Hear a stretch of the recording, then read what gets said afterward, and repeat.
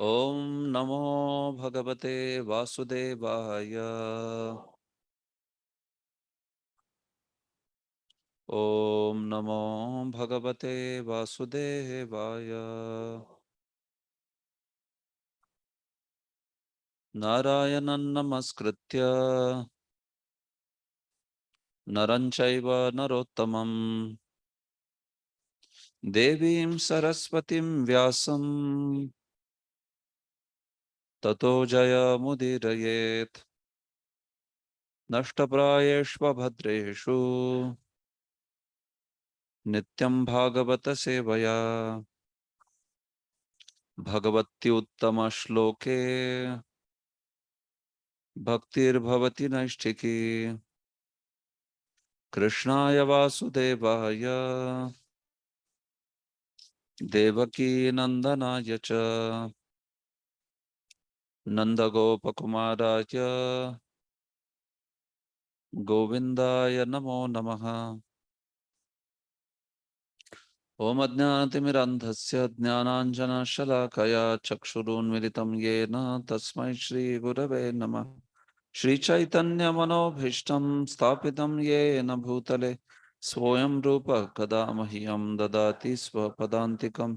वन्देऽहं श्रीगुरोः श्रीयुतपदकमलं श्रीगुरून् वैष्णवांश्च श्रीरूपं साग्रजातां सहगणा रघुनाथान्वितं तं सजीवं साद्वैतं सावधूतं परिजनसहितं कृष्ण चैतन्य देवं श्री राधा कृष्ण पदान् सहगणा ललिता श्री विशाखान्वितांश्च नमो विष्णुपादाय कृष्ण पृष्ठाय भूतले श्रीमते भक्ति वेदांत स्वामी निति नामिने नमस्ते सारस्वते देवे गौरवाणी प्रचारिणे निर्विशेष शून्यवादी पाश्चात्य देश तारिणे नमो महावदान्याय कृष्ण प्रदायते कृष्णाय कृष्ण चैतन्य नामने गौरत्विषे नमः।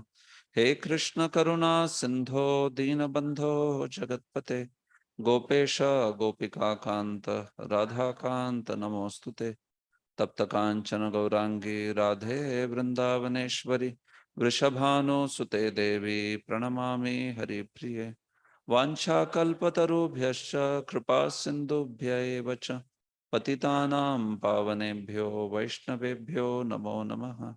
जय श्री कृष्ण चैतन्य प्रभु नित्यानंद श्री अद्वैत गदाधर श्रीवासादि गौर भक्त वृंद हरे कृष्ण कृष्ण कृष्ण हरे हरे हरे राम राम राम हरे हरे।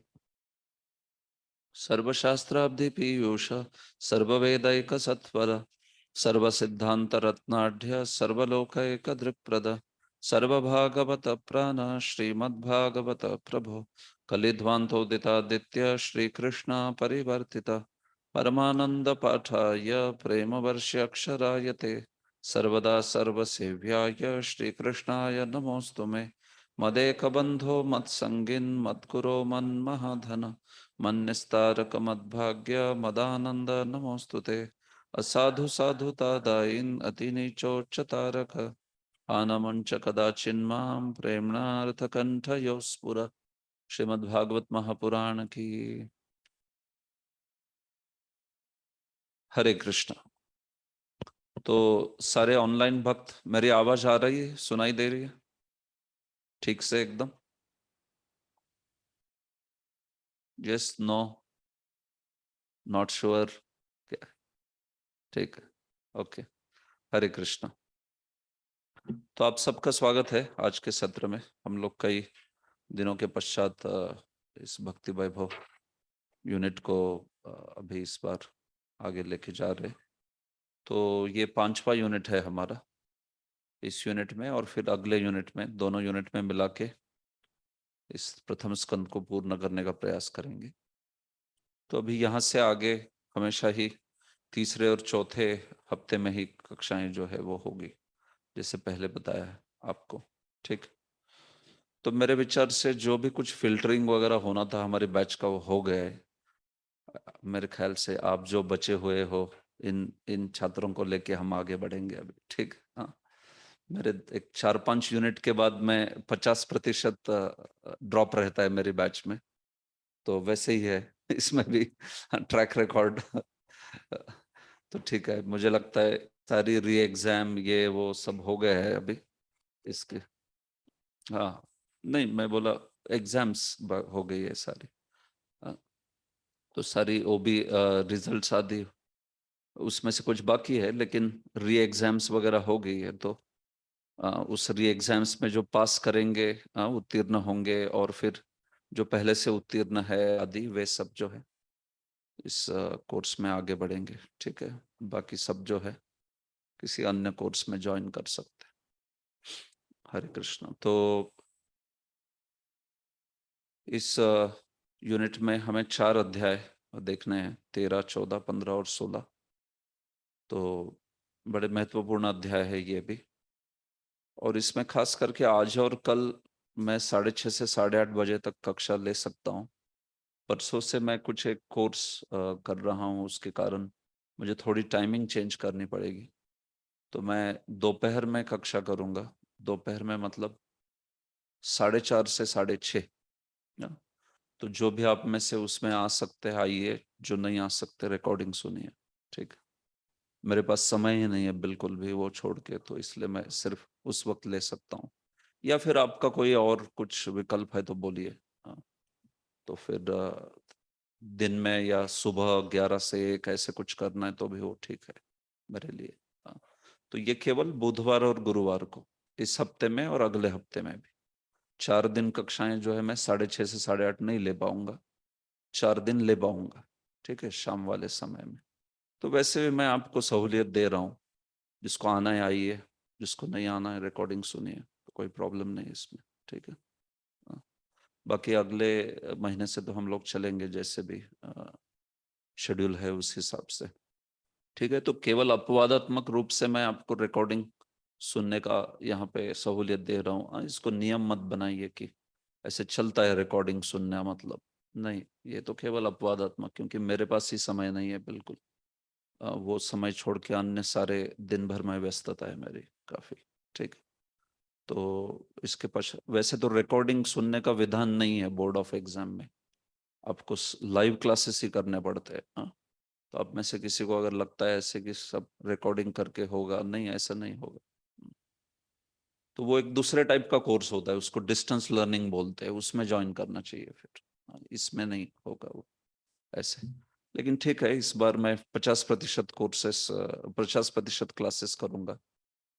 6:30 ये शाम का समय है, और बची हुई जो है वो मैं 4:30 से 6:30 इस समय में कर रहा हूँ।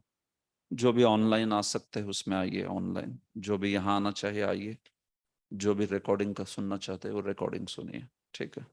हरे कृष्ण।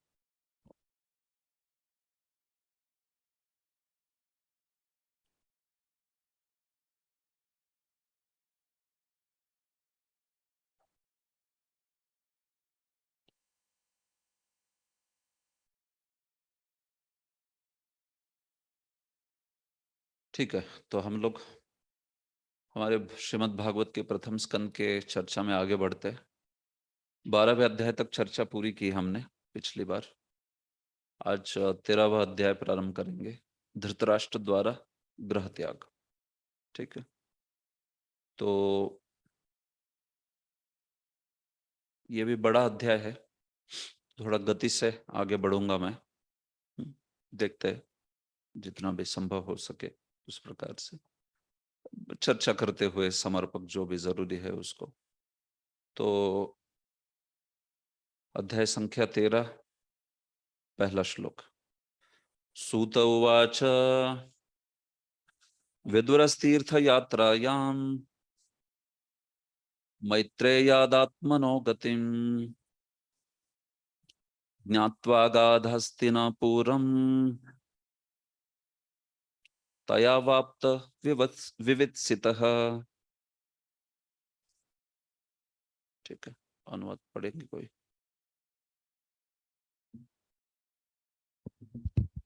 अरे, श्री सूत गोस्वामी ने कहा, तीर्थ यात्रा करते हुए विदुर ने महर्षि मैत्रेय से आत्मा की गति का ज्ञान प्राप्त किया और फिर वे हस्तिनापुर लौट आए। वे अपेक्षानुसार इस विषय में पारंगत हो गए। सूत गोस्वामी कथा को आगे बढ़ा रहे, नैमिषारण्य के साधुओं को, शौनक आदि मुनियों को सुना रहे।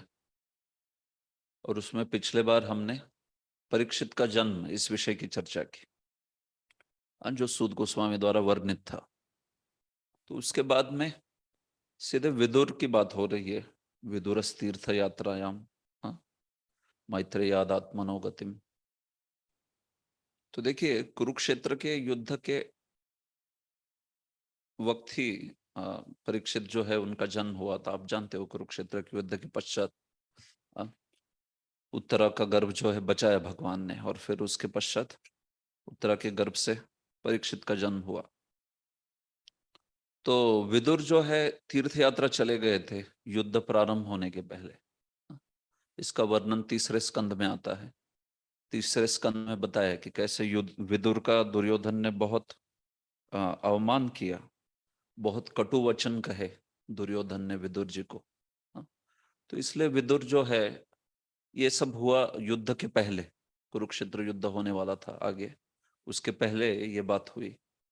तो फिर विदुर जी ने निश्चित किया कि वे, अब वैसे भी वो इस पूरे राजनीति और युद्ध आदि में ज्यादा रुचि नहीं थी उनकी। तो उनको लगा कि अच्छा ही हुआ, मेरा बहुत कटु शब्दों से इसने अवमान किया।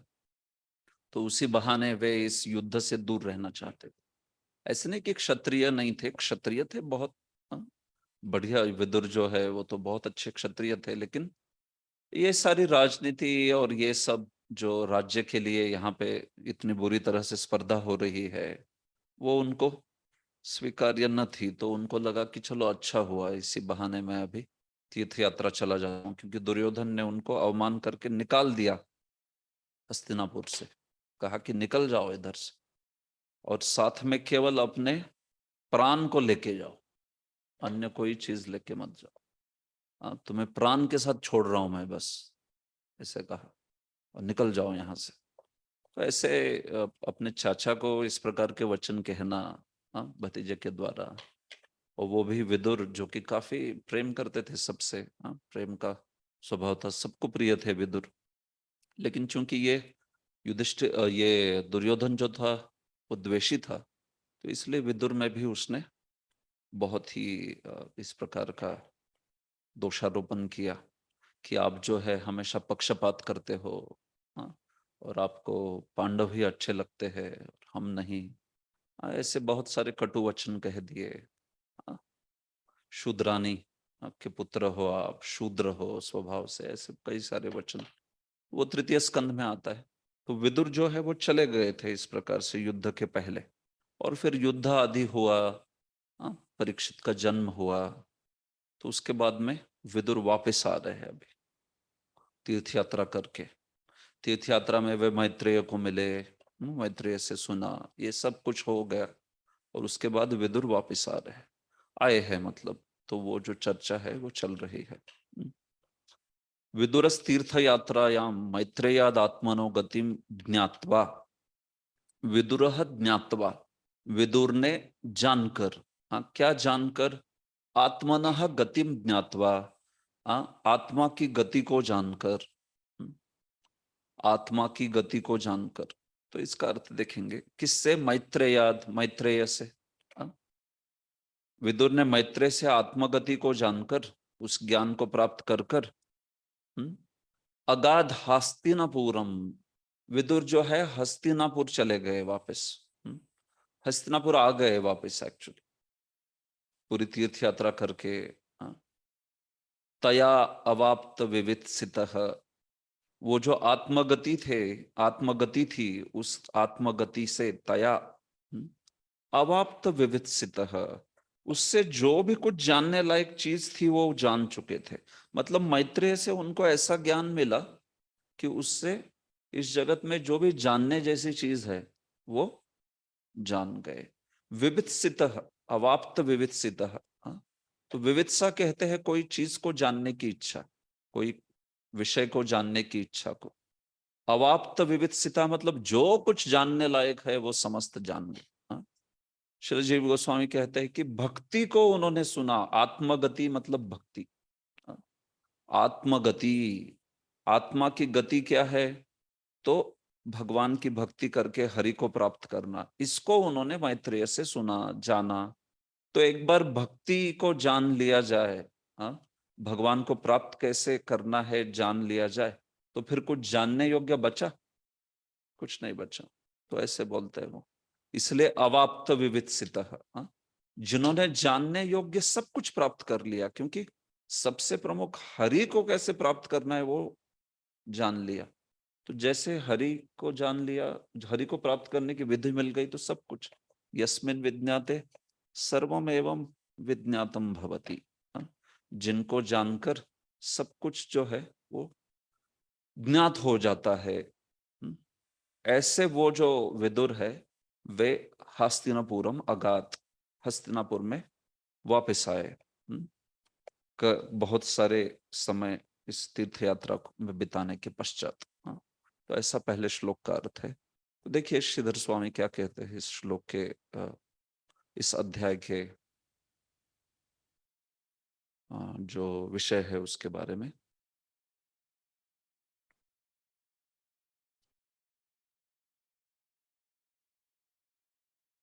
श्रीधर स्वामी कहते हैं, निर्गमो धृतराष्ट्रस्य विदुरोक्त्या त्रयोदशे उक्तः पौत्राभिषेकेण वक्तुम राज्ञो महापथम। वो बोलते त्रयोदशे 13वें अध्याय में क्या है? धृतराष्ट्रस्य निर्गमः, धृतराष्ट्र का निर्गम, निकल जाना। हाँ, धृतराष्ट्र का हस्तिनापुर से निकल जाना, त्याग कर देते हैं धृतराष्ट्र जो है वो। क्यों, क्या उनको प्रेरणा मिली ऐसी? विदुरोक्त्या, विदुरोक्त्या मतलब विदुर की उक्ति के द्वारा। विदुर ने ऐसा प्रचार किया, उनको ऐसा उपदेश किया। अभी देखेंगे हम लोग, इतना भयंकर उपदेश किया धृतराष्ट्र को। हाँ? कठोर वचन कहे, और जरूरी था वो, क्योंकि धृतराष्ट्र, धृतम राष्ट्रम ये न सह धृतराष्ट्र, जिसने राष्ट्र को पकड़ के रखा है, छोड़ ही नहीं रहा। तो इतने सारे पुत्र मरने के बाद भी नहीं छोड़ रहा था। तो इसलिए जैसे कोई काला बादल होता है, तो काले बादल पे बिजली कड़कनी चाहिए, फिर पानी जो है बहता है कि नहीं? तो वैसे ये बिजली कड़की जोरदार विदुर के शब्दों की ऐसे। तो जो भी फिर उनके हृदय का वैराग्य है वो बाहर आया था। इसके पहले कुछ नहीं हो रहा था। तो विदुरोक्त्या, इसलिए विदुर की उक्ति से धृतराष्ट्र का निर्गम, गृह त्याग, उक्तः पौत्राभिषेकेन वक्तुम राज्ञो महापथम। तो ये सारा जो है बोला जा रहा है ये बताने के लिए कि कैसे जो परीक्षित है उनका अभिषेक होगा। परीक्षित राजा बनेंगे। ये सारी चीजें क्यों बताई जा रही है? देखिए, परीक्षित के कार्य और जन्म पूछा था ना शौनक आदि। कहाँ पे, कौन से अध्याय में पूछा था? चौथे अध्याय में पूछा था। हाँ? तस्य जन्म महश्चर्यम, हाँ, कर्माणि च गृणहीन, ऐसा बोला था। तो परीक्षित के जन्म और कर्म को जानने की इच्छा व्यक्त की थी ना सारे मुनियों ने। तो उसमें परीक्षित के जन्म का तो वर्णन हो गया, बराबर है। कहां पे हो गया परीक्षित के जन्म का वर्णन? 12वें अध्याय में, बराबर है। और उसके पहले जो 7, 8, 9, 10, 11 वो क्यों बोला था? उसका क्या प्रयोजन था 7, 8, 9, 10, 11 बोलने का? यस, कोई बताइए ऑनलाइन स्टूडेंट्स, क्यों बोले हैं 7, 8, 9, 10, 11 ये अध्याय? वो तो प्रश्न पूछा ही नहीं था, परीक्षित का जन्म का प्रश्न पूछा था ना।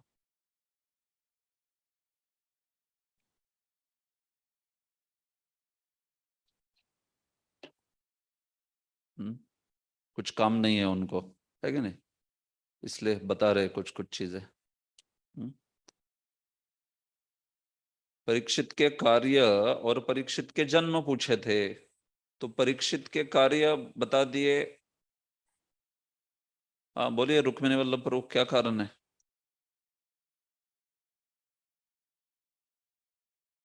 हरे कृष्णा।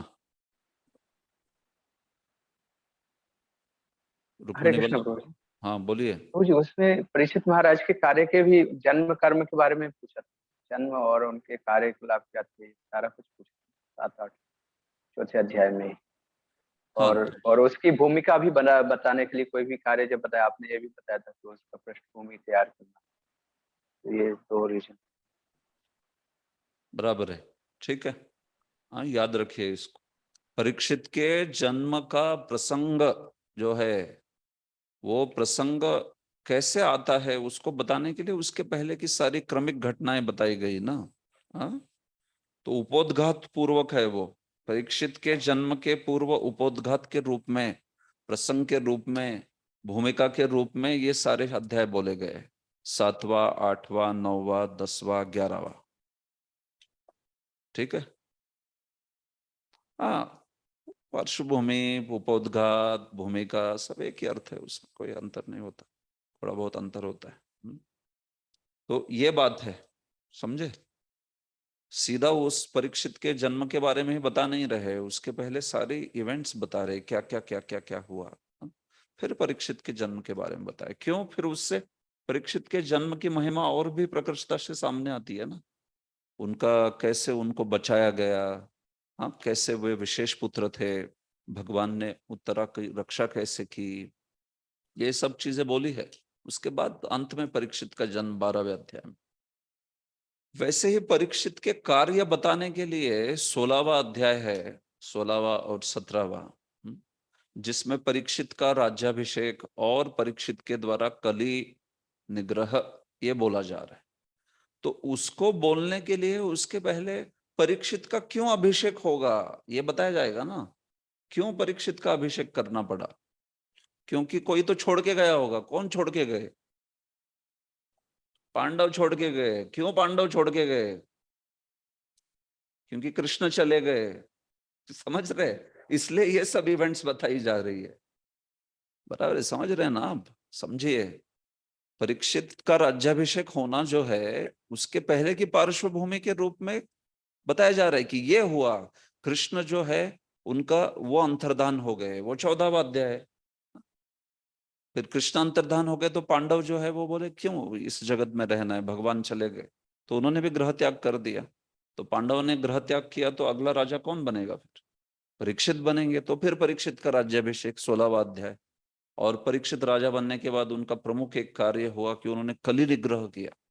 हाँ, बड़े बड़े कार्य करते हैं लोग। कभी राजाओं की बात होती है ना, इसको पराजित किया, उसको पराजित किया। आपने सुना है किसी ने कली को पराजित कर? बहुत बड़ी चीज है कि नहीं? हाँ, सीधा साक्षात कली को ही पराजित कर दिया जिसने। तो इसलिए उनका वो कार्य बताने के लिए ये सब चीजें बताई जा रही है। उक्तः पौत्राभिषेकेन वक्तुम राज्ञो महापतम। राज्ञा जो राजा है उस उनका महापथम मतलब जो युधिष्ठिर है उनका चले जाना वन में, ये सब जो है वो बोला गया है परीक्षित के कार्य बताने के लिए। ये पर्पज है। हाँ, यहाँ पर तो जैसे पहले 7 से लेके 11 अध्याय परीक्षित के जन्म के लिए बताए गए, वैसे ही 13 से लेके ये जो 13, 14, 15 अध्याय है वो क्यों बताए जा रहे? परीक्षित के कार्यकलाप बताने के लिए। क्योंकि ये प्रश्न पूछा था, तस्य जन्म महश्चर्यम कर्माणि च गृणीहि न। आप मुझे परीक्षित के जन्म के बारे में बताइए, सूत गोस्वामी को पूछा था, और परीक्षित के कर्म के बारे में भी बताइए। तो वो बताने के लिए ये 3 अध्याय से उपोद्घात के रूप में ये सारी चीजें जो है वो बोली जा रही है। ठीक है, देखिए सीधे विश्वास चक्रवर्ती सीधे शब्दों में कहते हैं, परीक्षितः जन्म वक्तुम द्रौण्यस्त्रादि कथा यथा अभिषेकम तथा वक्तुम विदुरागमनाद्य भूत। जैसे परीक्षित के जन्म को बोलने के लिए द्रोणी का अस्त्र फेंकना वगैरह सारी कथा बोली गई, वैसे ही तथा राज्याभिषेक बोलने के लिए विदुर जी का आगमन वगैरह बोला जा रहा है। इसका राज्याभिषेक परीक्षित का राज्याभिषेक, ये बात। विदुरस्य उपदेशेन धृतराष्ट्रस्य निर्गमः राज्ञो विषादः शांतिश्च नारदोक्त्या त्रयोदशे। 13वें अध्याय में नारद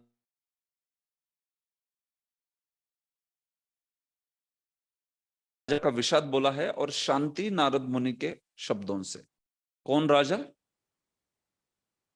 युधिष्ठिर का विषाद है इसमें, युधिष्ठिर का विषाद धृतराष्ट्र जाने के बाद। हाँ, और शांति भी, और उनको सांत्वना दी नारद मुनि ने, ये बोला है।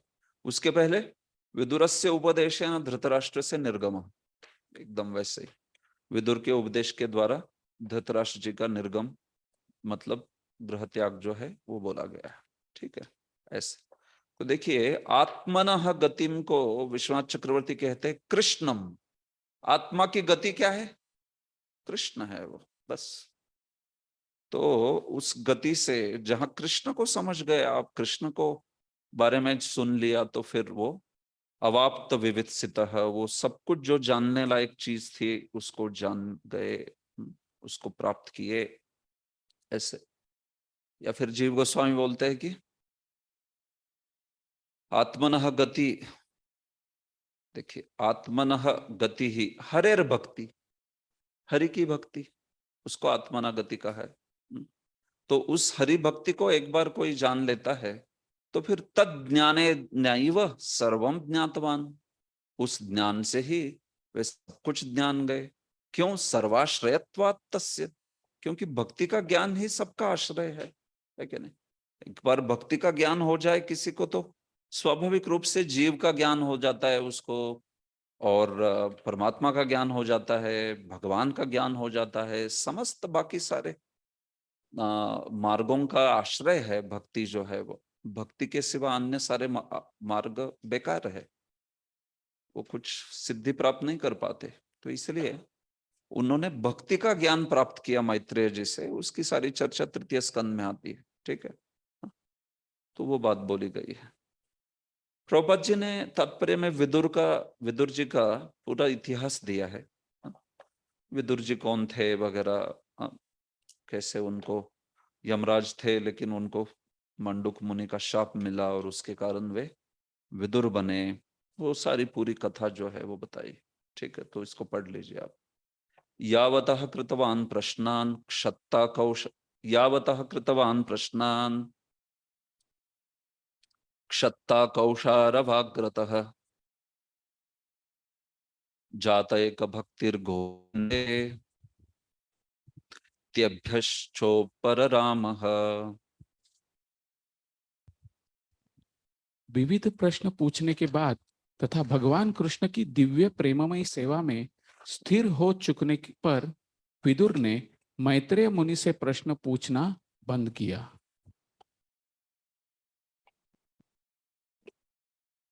तो विदुर बहुत सारे प्रश्न करते हैं मैत्रेय मुनि को। आप में से जिन्होंने भी तृतीय स्कंद पढ़ा है उसमें देखा होगा आपने, कई प्रकार के प्रश्न करते हैं।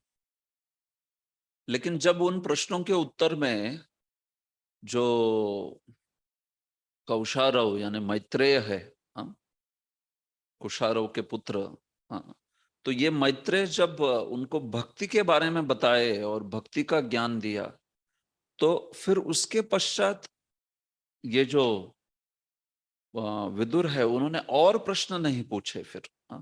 जाता एक भक्तिर गोविंदे, जैसे ही उनकी गोविंद में भक्ति जो है वो उत्पन्न हो गई, जैसे ही गोविंद की भक्ति में वे स्थिर हो गए, उनके द्वारा सुन के, मैत्रेय द्वारा सुन के, तो फिर उसके बाद उन्होंने ज्यादा प्रश्न नहीं किए कुछ और। क्योंकि वही प्रयोजन है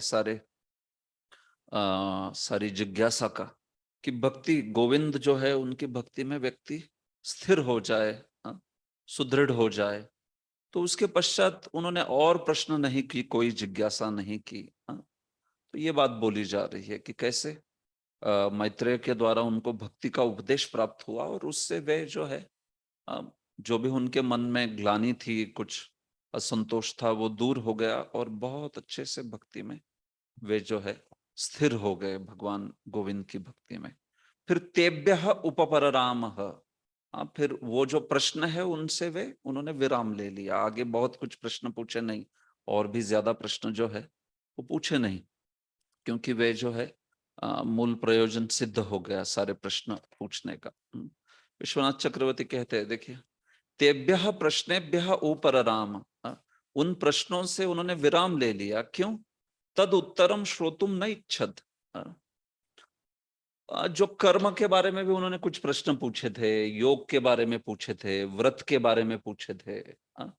तो जब भक्ति में दृढ़ हो गए, भक्ति गोविंद में भक्ति सिद्ध हो गई, तो फिर ज्यादा उन सारे प्रश्नों का उत्तर सुनने की उनकी इच्छा नहीं थी। सारी डिटेल्स बाकी जो है कर्म आदि वगैरह के। देखिए वो क्या बोलते, भक्तो जातायाम अन्यस्य जिज्ञास्यस्य वैयर्थात् इति भावा। भक्ति जहां पे जात मतलब उत्पन्न हो गई, भक्ति सुदृढ़ रूप से उत्पन्न हो गई, तो फिर बाकी अन्य विषयों की जिज्ञासा करने का वही अर्थ है, व्यर्थता है। बाकी सारे विषय तो व्यर्थ ही हो गए ना फिर, भक्ति जहां पे व्यक्ति का सिद्ध हो गई ऐसे। तो जैसे हम लोग भक्ति में है तो फिर हम लोग बहुत दुनिया भर के प्रश्न पूछते नहीं ना, जरूरत नहीं है। ज्ञानी लोगों का काम होता है वो ऐसे, बस हमें सिद्धांत पता होना चाहिए भक्ति का, कर्म से कैसे श्रेष्ठ है, ज्ञान से कैसे श्रेष्ठ है, योग से कैसे श्रेष्ठ है भक्ति। ये जो भक्ति के अंतर्गत जितना सिद्धांत है उतना जान लेना अच्छा है ऐसे। नहीं तो फिर एक एक दर्शन अध्याय स्टडी करते बैठेंगे, न्याय दर्शन, मीमांसा दर्शन, तो उसमें एक दर्शन में जिंदगी जाएगी। पूर्ण इतने विशाल है वो एक एक दर्शन। न्याय दर्शन, मीमांस दर्शन, वेदांत दर्शन, और फिर योग दर्शन, सांख्य दर्शन, व्याकरण अपने में विषय वो है। पूरी जिंदगी लोग दे देते हैं व्याकरण ऐसे। तो इसलिए वो कह रहे हैं कि जब उनकी भक्ति सिद्ध मतलब उनके उनसे सुन के, जब उनके, देखिए विदुर तो पहले से भक्त है, लेकिन जो भी इस प्रसंग के पश्चात वे निकल गए थे, तो जो भी उनके संदेह थे या जो भी कुछ प्रश्न थे वो सब उत्तर मिल गया, और उससे वे भक्ति में एकदम सुदृढ़ रूप से बड़े आनंद से स्थित हो गए। तो फिर बस उन्होंने फिर आगे प्रश्न नहीं पूछे और कुछ ज्यादा जिज्ञासा नहीं की। वो प्रश्न जो है उससे रुक गए, विराम ले लिया उन्होंने आगे कुछ पूछने से।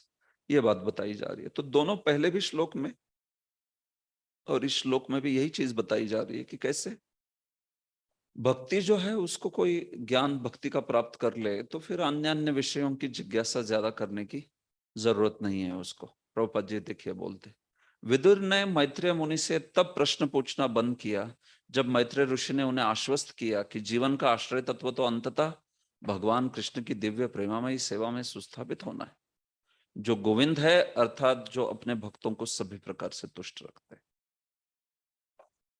प्रभुपाद जी कहते हैं, बद्ध जीव अर्थात भौतिक अस्तित्व में फंसा हुआ जीव भौतिकतावादी गुणों में अपनी इंद्रियों को लगाकर सुख की खोज करता है, किंतु इससे उसे संतोष नहीं मिलता। तब वह अनुभव सिद्ध तात्विक तर्क करने की विधि से तथा भौतिक बौद्धिक कर्तव्यों से परम सत्य की खोज में जुट जाता है। हाँ?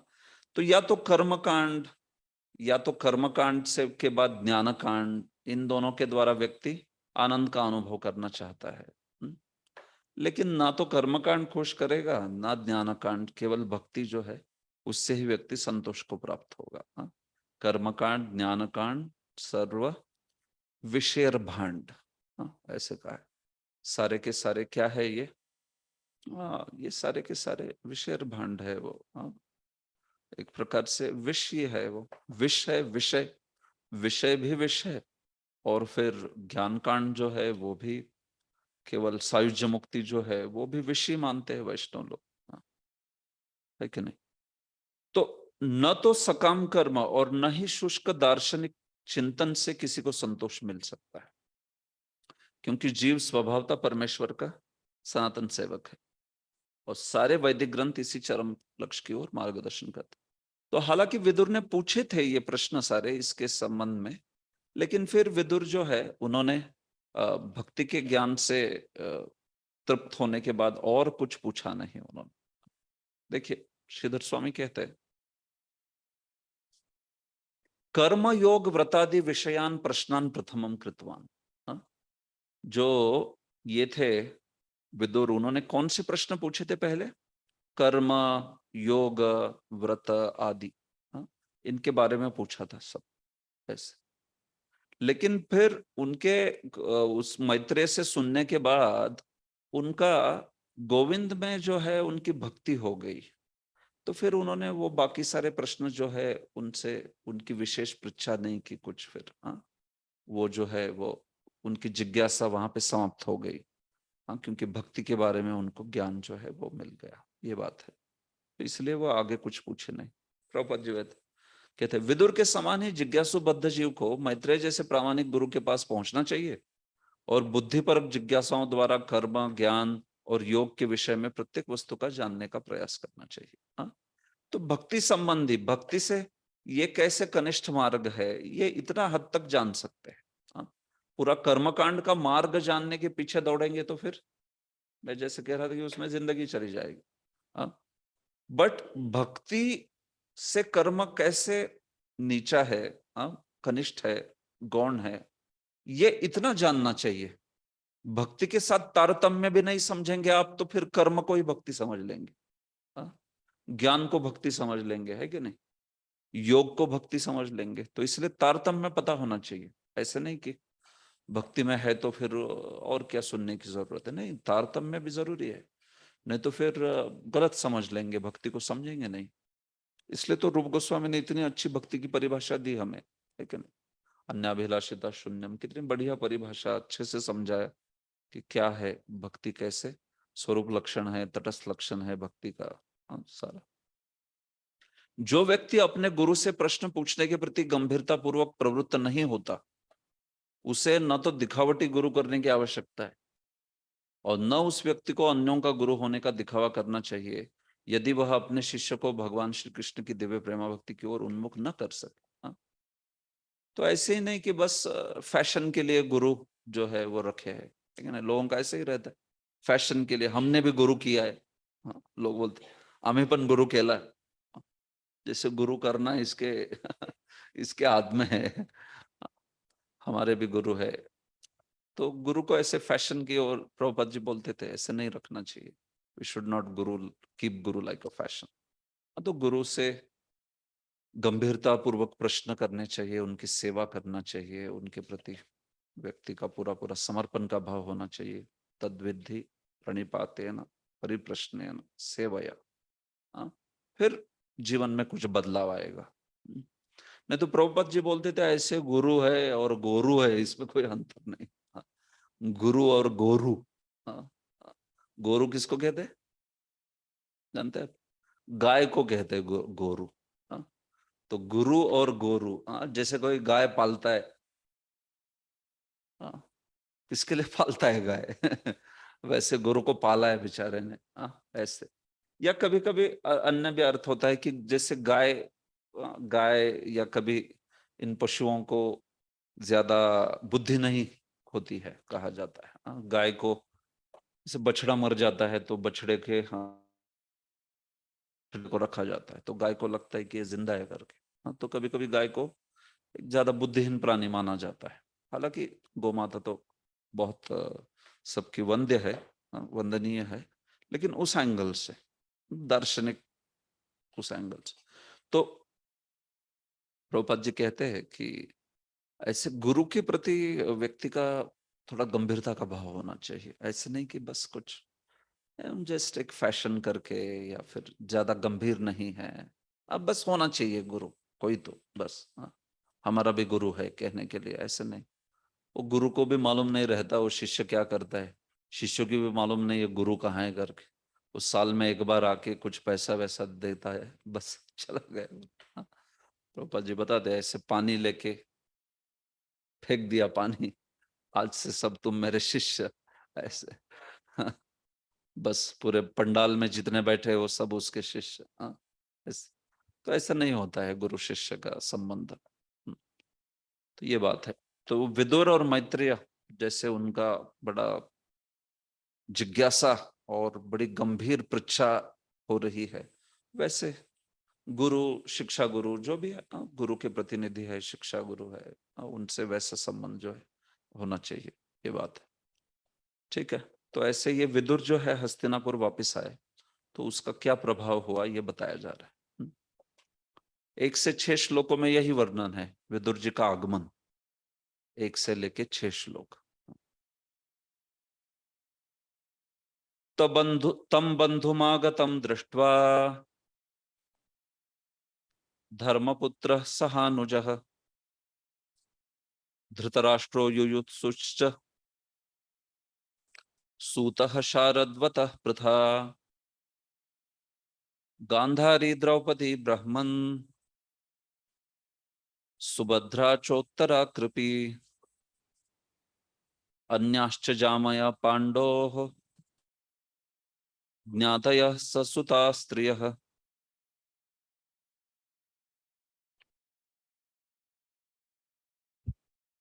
जब उन्होंने देखा कि विदुर राजमहल लौट आए हैं, तो महाराज युधिष्ठिर, उनके छोटे भाई धृतराष्ट्र, सात्यकी, संजय, कृपाचार्य, कुंती, गांधारी, द्रौपदी, सुभद्रा, उत्तरा, कृपी, कौरवों की अन्य पत्नियां तथा अपने अपने बच्चों के साथ स्त्रियों समेत सारे निवासी सभी अत्यंत हर्षित होकर तेजी से उनकी ओर बढ़े।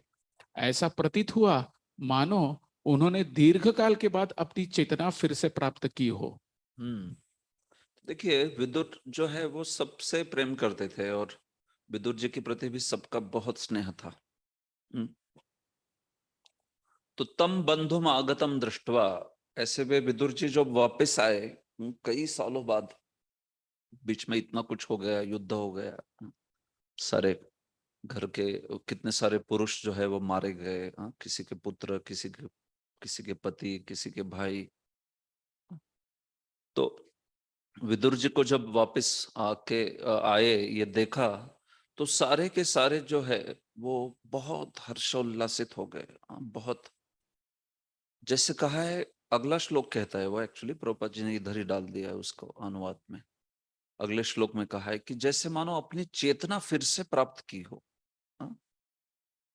जैसे कोई व्यक्ति दीर्घकाल के बाद अपनी चेतना, माने मूर्छा आ गई किसी को, बेसुध हो गया, तो वो ऐसा पड़ा रहता है निश्चेत होकर, और जब फिर मूर्छा के बाद में चेतना वापस आती है तो हिलने लगता है, फिर हाथ पैर, फिर बोलने लगता है।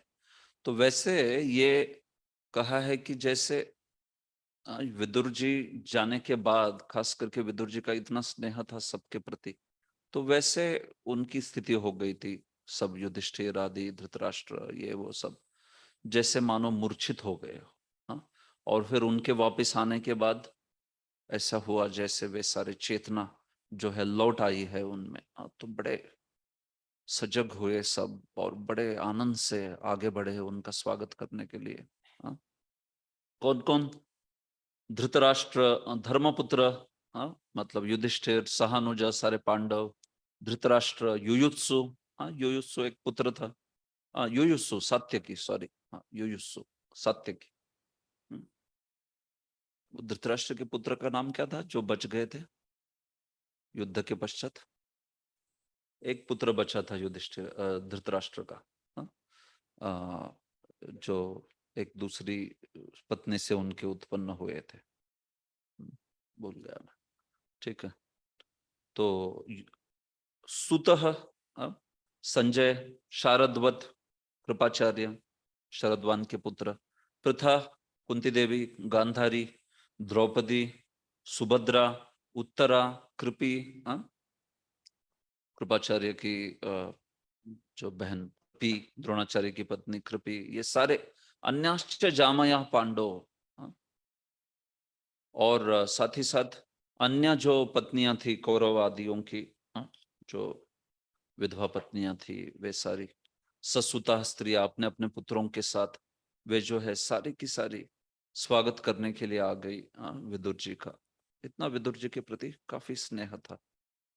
तम बंधुम, बंधु कहा है उनको कि बड़े सबके स्नेह के पात्र थे और वे भी बहुत सबसे स्नेह करते थे ऐसे।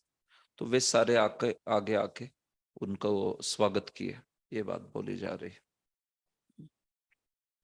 ठीक है, अगला श्लोक देखिए, बोलता है वो चीज।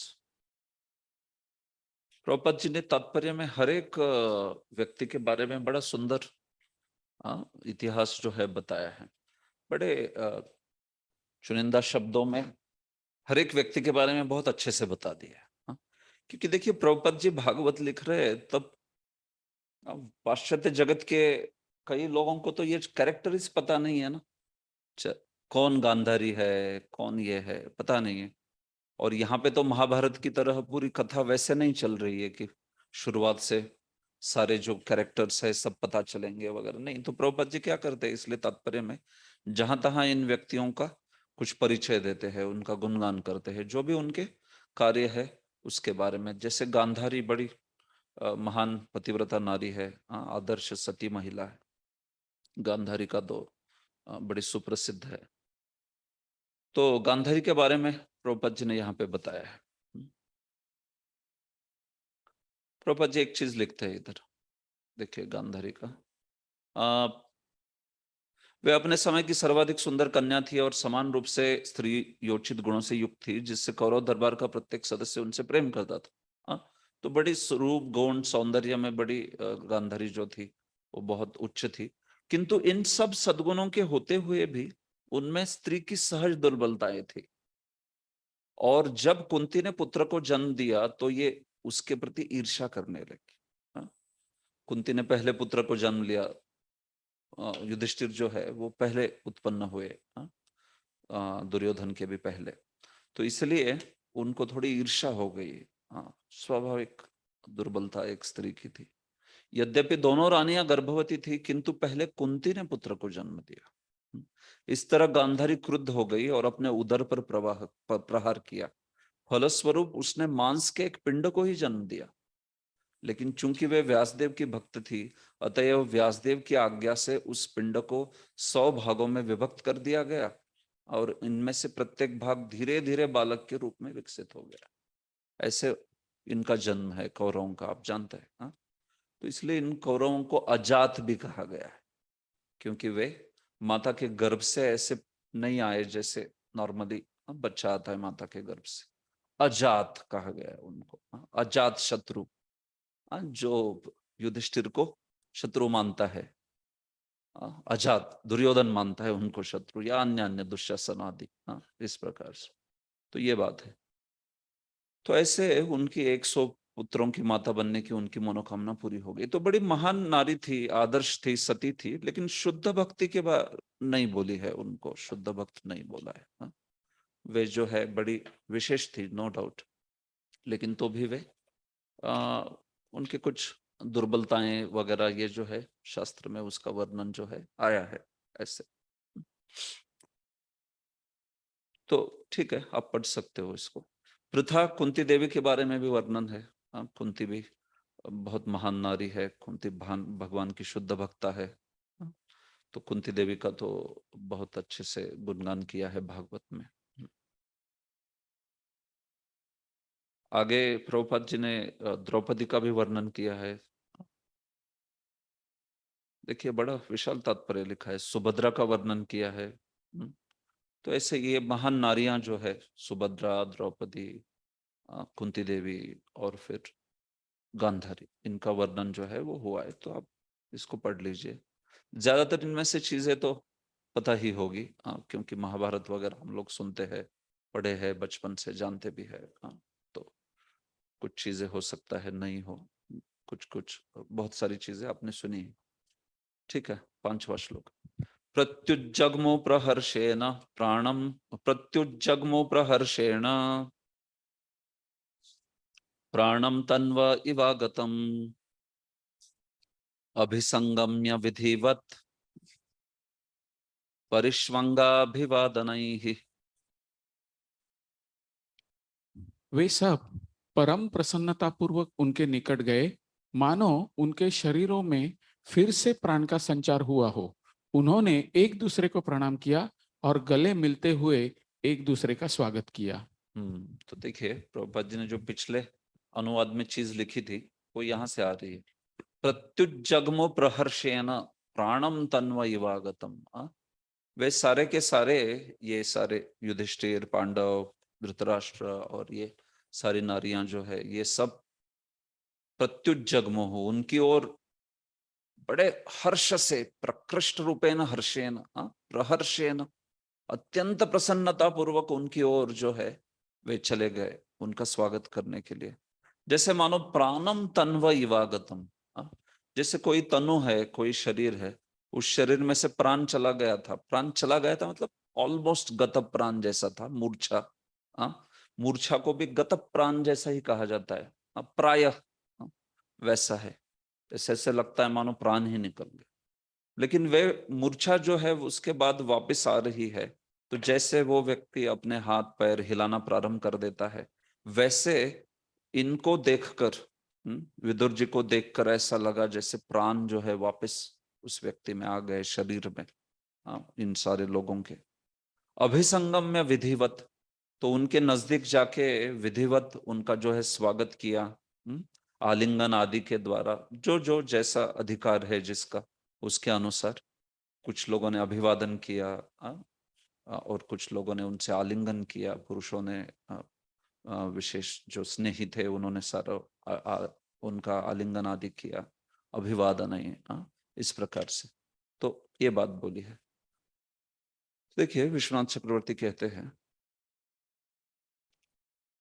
प्राणम मूर्छादि दोषेन गत प्रायम पुनरागतम सल्लक्ष्य। जैसे प्राण होता है कोई मूर्छा आदि दोष के द्वारा गत प्रायम, जैसे मानो शरीर से गत प्राय ही हो गया हो, लेकिन फिर से अगर वो वापस आ गया प्राण, मतलब फिर से वो चेतना जागृत हो गई, तो तन्वह कर चरणादिकः यथा प्रति उद्गच्छन्ति, जैसे शरीर के कर, हाथ, चरण आदि जो है वो उठने लगते हैं, व्यक्ति खड़ा होता है फिर, है कि नहीं। धृत स्वस्व चेष्टा भवंती, मतलब हर कोई अवयव अपने अपने चेष्टा, अपने अपने कार्य करने लगता है। आंखें खुलती है, कान से सुनने लगता है, हाथ हिलने लगता है, बोलने लगता है व्यक्ति मूर्छा के बाद में, है कि नहीं। मूर्छा हो जाती है तो पूरा अंधकार आ जाता है, और मूर्छा के बाद में फिर व्यक्ति के हाथ पैर वगैरह हिलने लगते हैं, ऐसे, है कि नहीं। तो वैसे इन सब का हुआ, ये बात बताई जा रही है, ठीक है। तात्पर्य, चेतना के अभाव में शरीर के अंग निष्क्रिय रहते हैं, लेकिन जब चेतना वापस आती है तो अंग तथा इंद्रियां सक्रिय हो उठती है और जीव हर्षित हो उठता है। कौरव परिवार के लिए विदुर इतने प्रिय थे कि राजमहल में उनकी अनुपस्थिति की तुलना निष्क्रियता से की गई थी। देखिए, सभी लोग उनके तीव्र वियोग का अनुभव कर रहे थे, अतएव राजमहल में उनका वापस आना सभी के लिए आनंददायक था। तो देखिए, समझ सकते हैं कि हम लोग विदुर कितने प्रिय थे सबके। और खास करके अभी तो जब इतने सारे योद्धा और घर के वरिष्ठ मारे गए सबके सब, तो फिर तो और भी प्रकर्षता से उनसे वियोग हो रहा था विदुर को। कई बार हस्तिनापुर के निवासियों को लगता था कि काश विदुर होते, यहाँ पे विदुर होते तो हम सब जो है विदुर जी के आश्रय में चले जाते। वरिष्ठ भी थे विदुर जी जो है वो। तो जब इस प्रकार से चेतना में हमेशा विदुर जी जो है उनके प्रति स्नेह था, तो वो जब आए तो फिर स्वाभाविक रूप से बहुत सबके सब जो है आतुरता से उनकी ओर चले गए उनका स्वागत करने के लिए। मुमुचुः प्रेम बाष्पौघम विरहोत्कंठ्य कातराः राजा तमर्हयान चक्रे कृतासन परिग्रहम। चिंता तथा लंबे वियोग के कारण वे सब प्रेम विवश होकर रुदन करने लगे। तब राजा युधिष्ठिर ने उनके बैठने के लिए आसन की व्यवस्था की और उनका सत्कार किया। इतने विदुर को देखकर इतने भावनावश हो गए सारे। मुमुचुहु प्रेम बाष्पौघम, सारे के सारे जो है प्रेम का बाष्प जो है उसके ओघ बहने लगे। बाष्प यानी किसको कहते हैं? अश्रुओं को। सुप्रेम से अश्रुओं की धारा बहने लगी उनके नेत्रों से। विरह उत्कंठ कातर रहा, क्योंकि विरह की उत्कंठा से बड़े कातर हो गए थे, दुखी थे वे सब। तो जब विदुर आ गए तो फिर उनके संग से, उनके निकट जाकर सारे ही जो है अपने आंखों से प्रेम के अश्रु बहाने लगे। हाँ, राजा तमर हयान चक्रे, राजा ने उनको बहुत अच्छे से उनका अर्हन किया, उनको बहुत अच्छे से सम्मान प्रदान किया, उनका स्वागत किया। हाँ, जो भी उचित विधिवत स्वागत होता है, पाद्यम, जो अर्घ्यम है, पाद्यम है, हस्तमुख प्रक्षालनम है, सब जो भी विधिवत आरती वगैरह करके ऐसे उनका उन्होंने स्वागत किया। कृतासन परिग्रहम, और उनको उचित आसन की व्यवस्था की, बैठने का उनकी व्यवस्था की, और फिर सारा ये सत्कार जो है वो उस प्रकार से उनका सत्कार जो है वो किया। ठीक है, इस पे कोई कुछ विशेष टीका नहीं है।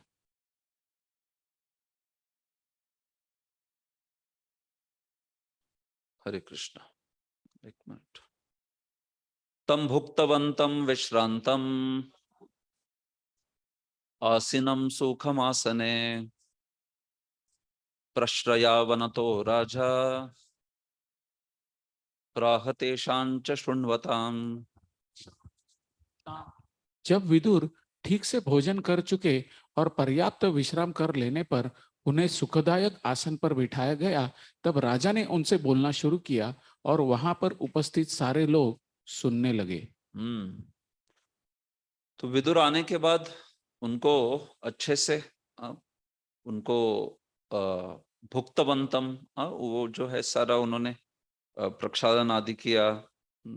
अच्छे से, इतने समय बाद यात्रा से आए हैं तो अब बहुत अच्छे से वे स्नान आदि करके ढंग से उनको विश्राम आदि करवा के, भुक्तवंतम, उनको ठीक से भोजन करा के, विश्रांतम, विश्राम करा के, पहले भोजन फिर विश्राम आदि करके, फिर उनको एक आसन पे, बड़े सुंदर आसन पे एकदम सुखपूर्वक बिठाकर, फिर प्रश्रयावनतो राजा प्राह, एकदम नम्र थे युधिष्ठिर। प्रश्रय मतलब नम्रता, तो स्वाभाविक रूप से अत्यंत भद्र और विनीत, प्रभुपाद जी कहते।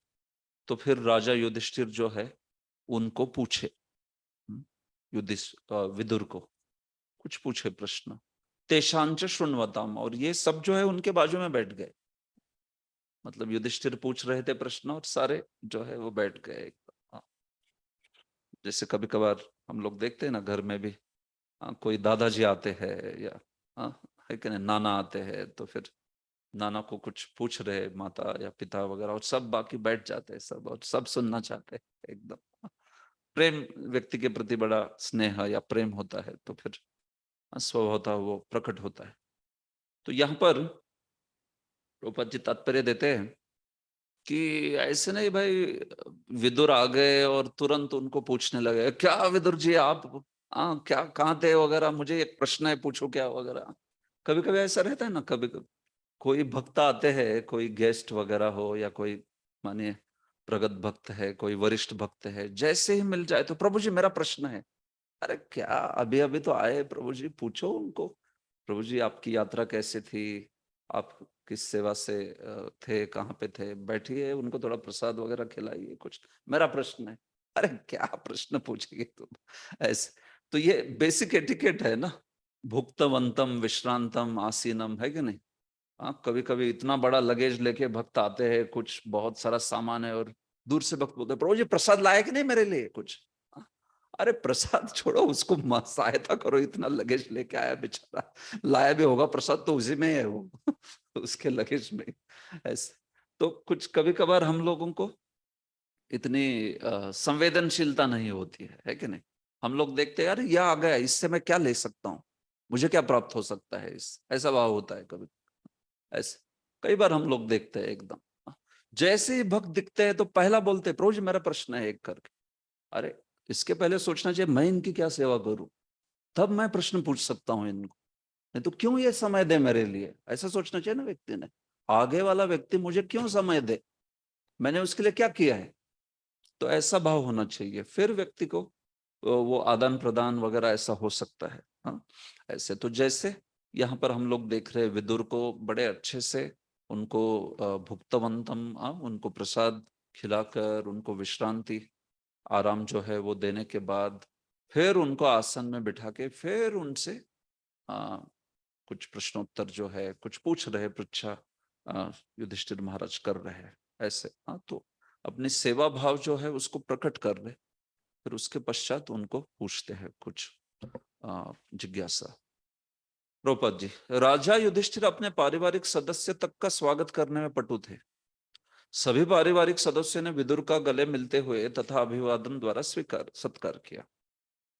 तत्पश्चात स्नान एवं समुचित भोजन की व्यवस्था की, फिर पर्याप्त विश्राम करने दिया गया।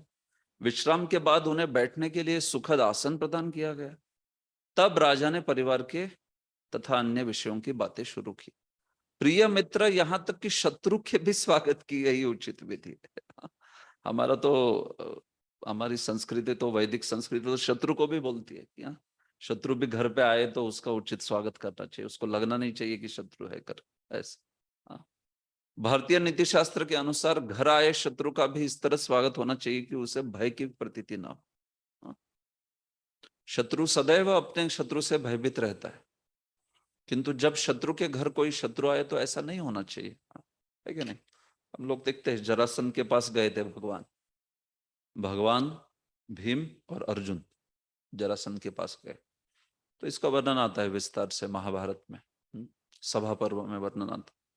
तो जब चले गए तो मध्याह्न का समय था, वो मध्याह्न के समय पे जब जाता था कोई भी तो वो उसको भोजन का निवास की व्यवस्था कर देता था जरासंध। तो 3 ब्राह्मण आए हैं, तो उसने एक्चुअली देख के ही समझ लिया कि ब्राह्मण नहीं है, इतने हट्टे कट्टे कैसे ब्राह्मण है ये। और यहाँ पे प्रत्यंचा का साइन था, मतलब प्रत्यंचा का चिन्ह था, जो धनुष्य होता है ऐसे धारण करते हैं ना भीम हुए अर्जुन, तो उनके जो फोर आर्म्स है उनके दंड पर यहाँ पर प्रत्यंचा का चिन्ह था। तो देख के ही बोला ये तो झूठे लग रहे हैं, ब्राह्मण नहीं है, समझ गया जरासंध ऐसे वगैरह, क्योंकि अतिथि है ऐसे इस प्रकार से। तो फिर वहां पे रोचक कथा है कि हाल ही में मैंने जरासंध के ऊपर इस एपिसोड पे कथा की थी तो मेरे को याद आ गया इसलिए।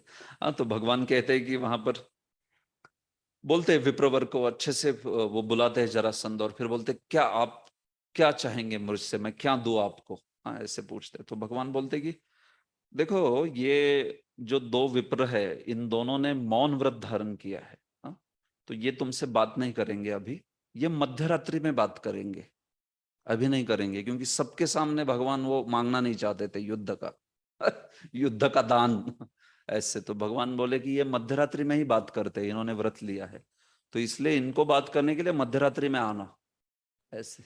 तो जरासंध अभी विप्र है ये लोग, तो आना ही पड़ेगा। तो मध्यरात्रि में जरासंध आया फिर उनसे बात करने के लिए, और अकेला आया, क्योंकि मध्यरात्रि में किसको उठा के लाएगा, तो अकेला आया। तो फिर भगवान वहां पे फिर उससे बात करते हैं। तो वहां पे जरासंध भी बोलता है उनको, बहुत कुछ बोलता है कि ये क्या झूठे इस प्रकार का बर्ताव चल रहा है, तुम लोग तो नहीं हो बिल्कुल भी ब्राह्मण, हाँ मैं समझ सकता हूँ करके ऐसे। तो फिर भगवान बताते हैं कि हाँ हम लोग कौन है, फिर समझाते। तो एनीवे मेरा कहने का ये तात्पर्य था कि जरासंध ने भी भगवान का, जो कि वहां पे वो शत्रु के रूप में आए थे भगवान, वो मानता था शत्रु। वैसे तो भगवान ने 18 बार पराजित किया था उसको, 17 बार तो सीधे पराजित किया था, 18वीं बार रुक्मिणी के सामने पराजित किया था, 18 बार पराजित किया था जरासंध को। लेकिन वहां पे भी उसने शत्रु की तरह नहीं, बड़ा स्वागत जो है उनका यज्ञशाला में, बड़ी अच्छी उनकी सुनियोजित व्यवस्था आदि की, भोजन आदि की। तो ऐसा ही होता है वैदिक जो है वो विधि। यहाँ तक कि हम लोग तो देखते कि भीष्मदेव ने तो वो शैया पर भी सबका उचित स्वागत किया है क्या नहीं। पूजयामास धर्मज्ञो देश काल विभागवित कहा है वहां पे, ऐसे धर्मज्ञ थे कि देश काल विभाग सब समझते थे। तो जो भी वहां पे साधु ऋषि मुनि आए हर एक का स्वागत किया बढ़िया से, केवल शब्दों के द्वारा ऐसी चीज उससे कह दी उस साधु से कि उसको लगा जैसे क्या विधिवत पूजा हो रही है, स्वागत हो रहा है। तो कितने निष्णात रहेंगे आप सोचिए धर्मज्ञ, किसको क्या बात करनी चाहिए इससे एकदम। प्रभुपाद जी कहते हैं एक जगह पे परीक्षित महाराज के एपिसोड में आगे चल के कि कम से कम कितना भी निर्धन व्यक्ति हो, उस व्यक्ति ने किसी को बैठने के लिए एक छोटा बहुत आसन और पानी का ग्लास और मीठे वचन, ये 3 चीजें कौन नहीं दे सकता। प्रभुपाद जी कहते हैं इतना तो करना चाहिए हर एक ने।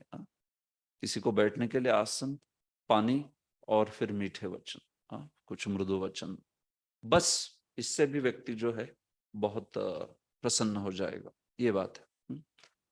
घर आए व्यक्ति का कुटुंब के समान सत्कार होना चाहिए। तो विदुर जैसे कुटुंब का तो कहना ही क्या, वो तो ऐसे शुभ चिंतक थे ऐसे। तो ये बात है।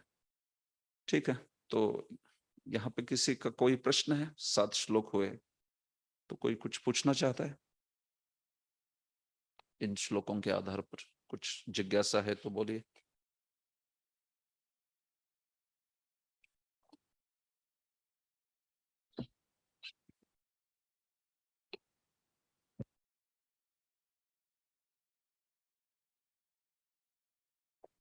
यहाँ पे एक हाथ खड़ा तो है, लेकिन RN@Rahul को जी ऐसा लिखा है वहां पे।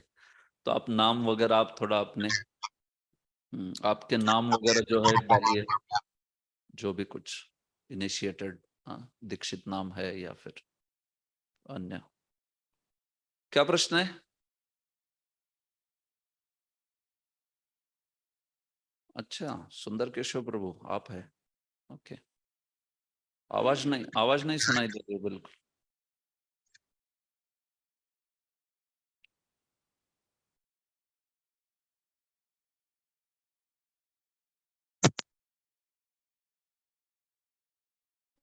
अभी आ रही है ना?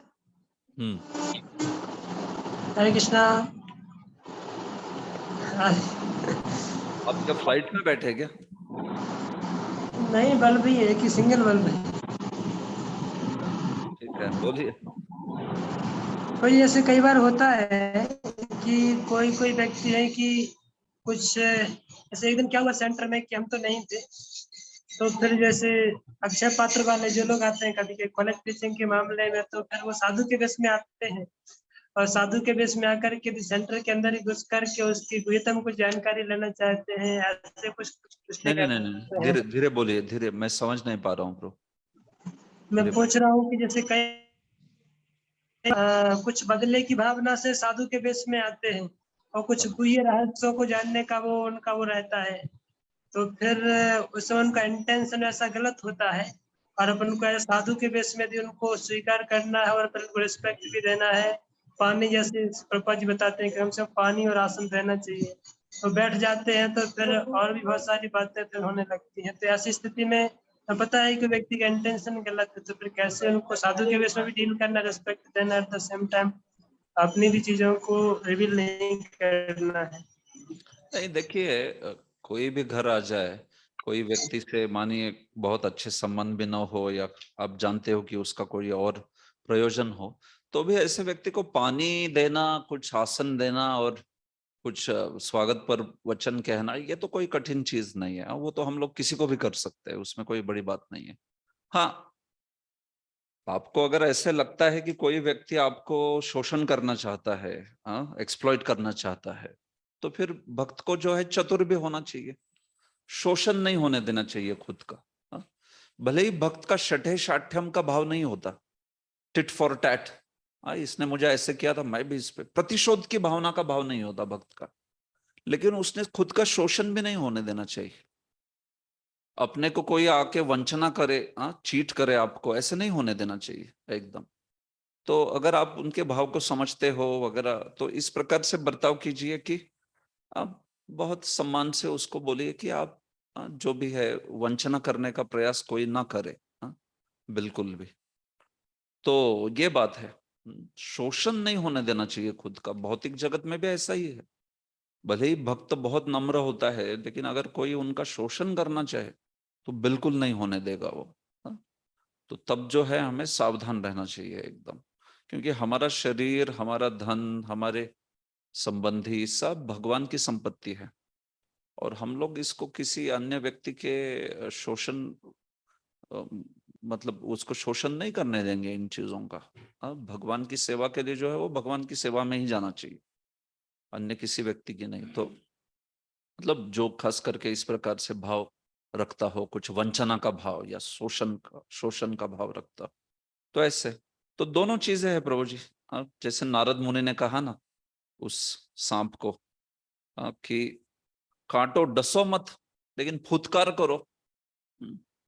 तुम फुतकार भी नहीं करोगे तो लोग फिर बच्चे भी उठा के पत्थर मारना उस नाग को पत्थर मारना शुरू कर दिए। तो इसका अर्थ ये नहीं है कि किस भक्तों पे भी फुतकार करना चालू कर दो, जिसको देखा उस पे फुतकार नहीं। जो असाधु है, जो मानो भक्तों के प्रति ऐसा भाव रखते हैं, आपके प्रति ऐसा भाव रखते हैं कि जिससे वे कुछ पीड़ा पहुंचाना चाहते हैं, कष्ट पहुंचाना चाहते हैं, तो ठीक है, हम लोग उनके प्रति प्रतिशोध की भावना नहीं रखेंगे, लेकिन हम लोग इतना जरूर पक्का करते हैं कि स्वयं का एक्सप्लॉयटेशन नहीं होने देंगे, कभी भी शोषण जो है वो नहीं होने देंगे। ठीक है, तो ये बात है। तो उतनी हद तक चतुराई जो है वो बिल्कुल अच्छी है। वहां पे उसको डिप्लोमेसी नहीं कहा गया है। तो भक्त जो होता है वो ये दक्ष भी होना चाहिए, चतुर भी होना चाहिए। ऐसे नहीं कि नम्रता के नाम पे इतना मूर्ख है कि सारी दुनिया उसको थक के जा रही है। हाँ, ऐसा नहीं होना चाहिए। भक्त को दक्ष भी होना चाहिए ऐसे। तो दोनों भाव है देखिए इसमें। एक होता है कि नम्रता का भाव होता है भक्तों के साथ, अन्यों के साथ भी, लेकिन जैसे ही दिख जाए कि अरे ये व्यक्ति तो वंचना करना चाहता है, तो फिर सावधान होना चाहिए और उसका कुछ बेसिक सम्मान कीजिए, लेकिन ऐसे व्यक्ति से सावधान रहते हुए बर्ताव करें। ये बात है प्रभु। ठीक, ओके, यस। रुक्मिणी वल्लभ प्रभु, क्या प्रश्न है आपका? यस प्रभु, हरे कृष्ण। प्रभु जी, श्लोक नंबर 2 में इसमें श्रील प्रभुपाद जी लिख रहे हैं, आत्मा विदुर समान ही जिज्ञासु बच्चियों को श्री मैत्रेय मुनि जैसे प्रामाणिक गुरु की शरण लेना चाहिए। फिर उसमें सकाम कर्म ज्ञान, और इसके बाद लिख रहे हैं कि विषय में वस्तु को जानने का प्रयास करना चाहिए। तो इसमें सकाम कर्म ज्ञान और योग के बारे में भी जानने के लिए श्री प्रभुपाद जी लिख रहे हैं। तो जनरली अगर देखें तो श्री प्रभुपाद भक्ति के बारे में जानने के लिए, और इसमें जैसे कि आपने तात्पर्य में बताया, और मतलब श्री विश्वनाथ चक्रवर्ती ठाकुर उनकी टीका से कि उन्होंने, तो मैंने इसका वर्णन करते हुए एक चीज कही थी, आपको याद है? ये बताते हुए मैंने एक बहुत महत्वपूर्ण मुद्दा कहा कि विश्वनाथ चक्रवर्ती कहते हैं कि सारी पृच्छा से वे रुक गए, और प्रभुपाद जी करते इनकी पृच्छा करनी चाहिए। तो दोनों का समन्वय करते हुए मैंने कुछ कहा था। याद है आपको क्या कहा था मैंने? यस, किसी को याद है? अन्य व्यक्ति को?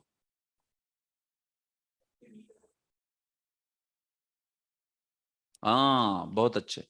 देखिए, मैंने कहा था कि भक्ति के परिवेश में, भक्ति के संबंध में अन्य मार्गों का तारतम्य जो है वो पता होना चाहिए। हाँ? सकाम कर्म के मार्ग का उतना ज्ञान होना चाहिए जिससे आपको उसको भक्ति के सामने रखते हुए क्यों भक्ति श्रेष्ठ है ये समझा पाए आप। हाँ? जिसको सकाम कर्म मार्ग का ज्ञान ही नहीं है, वो भक्ति के साथ श्रेष्ठता क्या बोलेगा उसकी? वैसे ही ज्ञान मार्ग का तारतम्य के लिए ज्ञान होना चाहिए, योग मार्ग का तारतम्य के लिए ज्ञान होना चाहिए। लेकिन जहां उस मार्ग के पीछे ही पड़ गए एकदम पूरा, उसमें मतलब इतना उसका उस मार्ग के ज्ञान में और उसकी गहराई में जाने लगे, तो वैसा नहीं होना चाहिए। हाँ, तो वो तो गड़बड़ हो जाएगी, फिर वो तो आप फिर उस मार्ग के अनुयायी बन रहे हो। हाँ, तो वो नहीं होना चाहिए। तो सकाम कर्म में, तो सकाम कर्म की क्या परिभाषा है, उसकी भक्ति के साथ तुलना करते हैं तो क्या उसमें सिद्धांत जो है वो खरे उतरते हैं, कौन से निकषों पे सकाम कर्म जो है गौण सिद्ध हो जाता है, ये सब अच्छे से जानना चाहिए। लेकिन आप सकाम कर्म में, कर्मकांड शास्त्रों में इतने सारे यज्ञ आदि बोले हैं। हाँ, अगर आप उन यज्ञों का ज्ञान वगैरह प्राप्ति करना प्रारंभ कर दे, कारीरी यज्ञ क्या है, पुत्र कामेष्टि को कैसे करते हैं, अग्निहोत्र के 10 प्रकार कौन कौन से है, ऐसा अगर करते बैठेंगे तो क्या होगा फिर? आप पूरा जीवन भर वो सकाम कर्म ही ज्ञान जो है उसका लेते चलेगा, तो वो जरूरी नहीं है। हमें क्या देखना चाहिए? सकाम कर्म से भक्ति श्रेष्ठ कैसे है, इसके बारे में जितना भी हमारे आचार्यों ने, प्रभुपाद ने, भागवत आदि ग्रंथों ने जितना बताया है, इन सारे मार्गों की तुलना हुई है भागवत में। तो जब भागवत आदि ग्रंथ को सीखते हैं तो स्वभावतः इन मार्गों का ज्ञान जो है वो हो जाता है।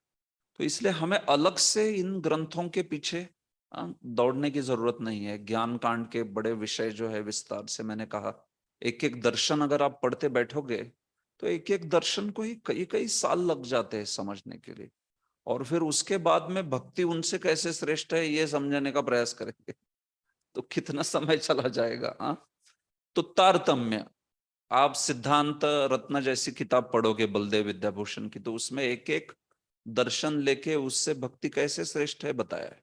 तो बस उतना पर्याप्त है हमारे लिए, उतना ज्ञान लेना चाहिए। हाँ, तो ये बात है प्रभु। मैं तारतम्य के दृष्टिकोण से कहा कि प्रभुपाद जी समझा रहे कि इसको जानना आवश्यक है उतनी हद तक। हाँ, लेकिन अपने में वो विषय अनुयायी की तरह जानने लगे, उसको विश्वनाथ चक्रवर्ती जो है बिल्कुल उसको ये करते हैं, डिस्करेज करते हैं, उसका प्रोत्साहन बिल्कुल नहीं देते। जैसे स्वयं विदुर जो है उन्होंने भी फिर आगे ज्यादा परीक्षा नहीं की, वे नहीं जानना चाहते थे अन्य अन्य चीजों के बारे में।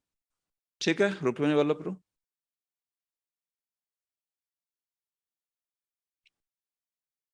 ओके ठीक है, अन्य किसी का कोई प्रश्न है?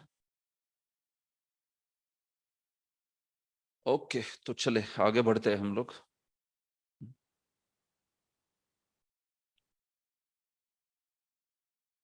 युधिष्ठिरुवाच अपि स्मरथ नो युष्मत् पक्षच्छाया समेधितान्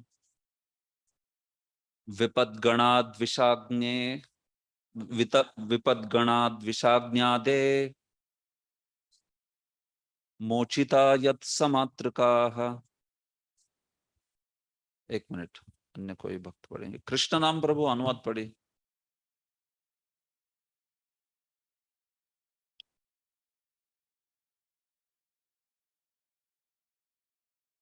क्या हुआ? आवाज नहीं सुनाई दे रही आपकी। महाराज युधिष्ठिर ने कहा, यस प्रभु, आवाज आ रहा है? यस। महाराज युधिष्ठिर ने कहा, हे चाचा, क्या आपको याद है कि आपने किस तरह सदा हमारी माता तथा हम सबकी समस्त प्रकार की विपत्तियों से रक्षा की है?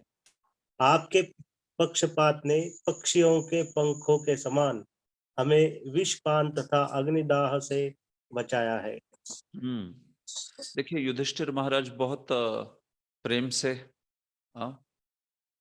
विदुर जो है उनके साथ वार्तालाप करने लगे। और पहले तो युधिष्ठिर को बहुत स्मरण आया कि कैसे विदुर हमेशा ही उनकी रक्षा करते थे। हाँ, उनकी रक्षा के कारण ही युधिष्ठिर आदि जो है अभी देखते हम लोग की इस अवस्था में थे, जीवित थे और अभी तो सम्राट बने थे।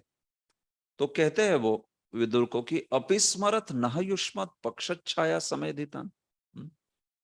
प्रश्न है अभिस्मरत नह युष्मत्, अभिस्मरत नह, आप आपको याद है ना, आप हमें याद करते हो ना ऐसे।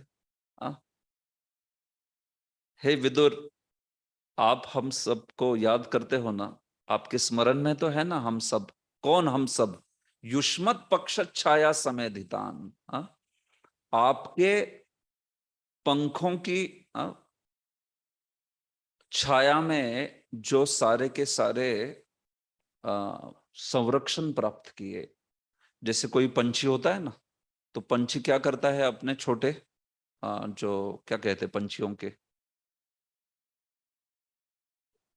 पिल्ले कहते हैं पंछी, पंछी का जो भी आप समझ गए, ठीक है।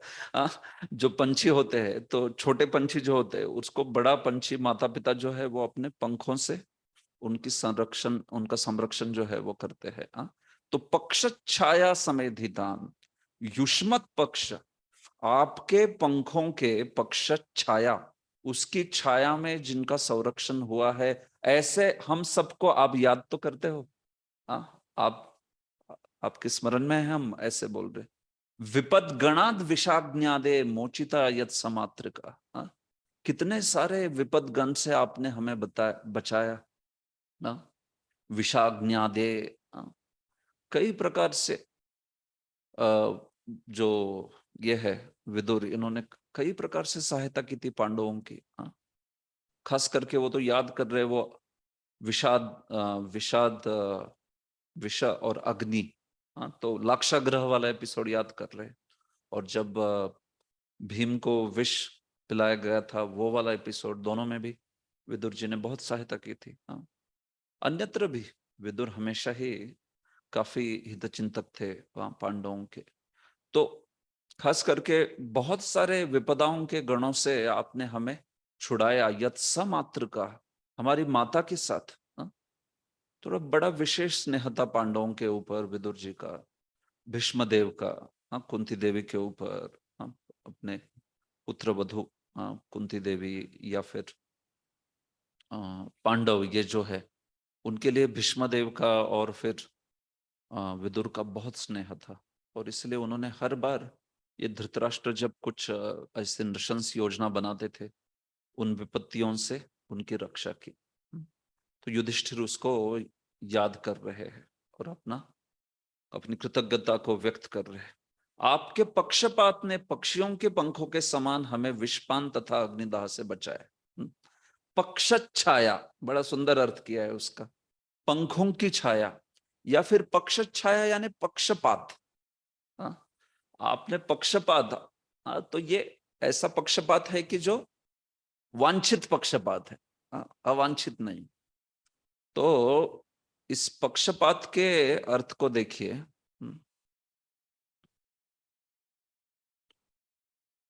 देखिए, पक्षिणो ही अपत्यानि यथा अति स्नेहेन पक्षछाया वर्धयन्ति। जैसे पक्षियों का अपत्य जो होता है वो अपने माता पिता द्वारा अति स्नेह के कारण उनके पक्ष की छाया में, पंखों की छाया में बढ़ता है, वर्धयन्ति। वैसे ही आपके पक्षपात की छाया में हम लोग का वर्धन हुआ। तो पक्षपात की छाया में, क्योंकि आप हमेशा हमारी ओर स्नेह जो है वो धारण करते थे। तो श्रीधर स्वामी ने अर्थ किया है कि आप पक्षपात किए, और ये भी अर्थ है ही कि जैसे कोई पंखों के नीचे जो है वो संभालता है, जैसे विश्वनाथ चक्रवर्ती कहते हैं पक्ष छाया यानी पक्षपात, या फिर पक्ष छाया यानी पंखों की छाया। प्रभुपाद जी ने दोनों अर्थ लिख दिए न अनुवाद में। देखिए, आपके पक्षपात ने पक्षियों के पंखों के समान, दोनों भी अर्थ जो कर दिए। वैसे हमें विषपान तथा अग्निदाह जो है आदि से बचाया हुआ है। तो ये बड़ा विशेष स्नेह था, और उन्होंने कई बार इन पांडवों को वहां से विपदगण से जो है बचाया था। तो प्रभुपाद जी लिखते हैं यहाँ पर तात्पर्य में, अल्पायु में ही पांडुओं की मृत्यु हो जाने से उनके छोटे छोटे पुत्र तथा विधवा स्त्री कुंती देवी परिवार के ज्येष्ठ सदस्यों द्वारा, विशेष रूप से भीष्म देव तथा महात्मा विदुर द्वारा संरक्षण प्राप्त करते रहे। पांडवों की राजनीतिक स्थिति के कारण विदुर उनका थोड़ा बहुत पक्षपात करते रहते थे, क्योंकि वे बहुत ही, आप जानते हैं कि वे जो है दुर्बल स्थिति में थे एकदम।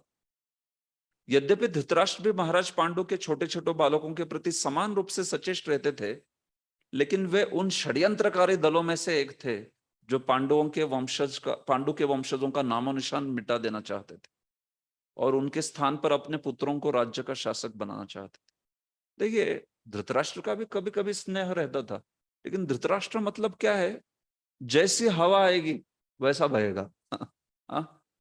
विदुर ने डांट दिया वगैरह वगैरह तो एकदम पांडवों के प्रति स्नेह आ गया। जैसे शकुनी ने कुछ षड्यंत्र कर दिया तो तुरंत ऐसे। तो ऐसे बड़े अनप्रेडिक्टेबल, जहां जैसे हवा आ रही है वैसे बहते थे। तो बड़ा भयंकर ये जो उनका स्वभाव था। तो क्योंकि आसक्ति थी बहुत, खास करके दुर्योधन के प्रति बहुत आसक्त थे। तो देखिए, आसक्ति व्यक्ति को कमजोर बना देती है क्या नहीं? अनासक्त व्यक्ति बड़ा सबल रहता है, आसक्ति जो है वो कमजोर बना देती है, क्योंकि फिर आसक्ति के द्वारा व्यक्ति उसको अपने कंट्रोल में, अपने वश में कर सकता है, जानता है कि हाँ ये आसक्ति है इसकी। तो दुर्योधन को पता था, एक्चुअली दुर्योधन को, शकुनी को, कि इसकी धृतराष्ट्र की आसक्ति है बड़ी अपने पुत्र में। तो बराबर दुर्योधन जो है उस आसक्ति के द्वारा हमेशा ही धृतराष्ट्र जो है उनको पूरा वश में रखे थे अपने। तो ये बात बताई जा रही कि विदुर और भीष्मदेव ने बड़ी बहुत रक्षा की हर बार, हर विपद गण से। देखिए, अपने बड़े भाई धृतराष्ट्र के आज्ञाकारी सेवक होते हुए भी उन्हें उनकी राजकीय महत्वाकांक्षा जो अपने पुत्रों के निमित्त थी पसंद नहीं थी। विदुर को पसंद नहीं था। अतएव वे पांडव एवं उनकी विधवा माता की सुरक्षा के प्रति अत्यधिक सावधान रहते थे। इस प्रकार कह सकते हैं कि वे पांडवों के पक्षपाती थे और उन्हें धृतराष्ट्र के पुत्रों से अधिक चाहते थे, यद्यपि सामान्य दृष्टि से वे दोनों ही उन्हें प्रिय थे। एक्चुअली सामान्य दृष्टि से दोनों ही प्रिय है, लेकिन तो भी, जैसे प्रभुपाद जी सूरज का उदाहरण देते थे, है कि नहीं? सूरज तो सबके प्रति सामान्य दृष्टि रखता है, लेकिन कोई अपने को डार्क रूम में बंद कर दिया अंधेरे में, तो फिर उसको सूरज की रोशनी का लाभ मिलेगा? नहीं मिलेगा, क्योंकि उसका अपना प्रॉब्लम है वो, है कि नहीं? जैसे वर्षा सर्वत्र गिरती है, लेकिन वही वर्षा जैसे कोई शुक्ति हो, सिपला हो, उसमें गिर के वो मोती बन जाता है। और वही वर्षा जो है कोई अन्यत्र बंजर भूमि में गिरती है तो उससे कोई कुछ लाभ नहीं होता है। या मानिए कहीं आग में गिर जाती है तो फिर वो तो तुरंत बाष्प बन जाती है। तो वैसा था यहाँ पे, विदुर का दोनों के प्रति प्रेम था, लेकिन स्वाभाविक रूप से धृतराष्ट्र के पुत्र जो थे वे दुष्ट स्वभाव के थे, तो वो इसलिए कभी उस स्नेह को प्राप्त ही नहीं कर पाए।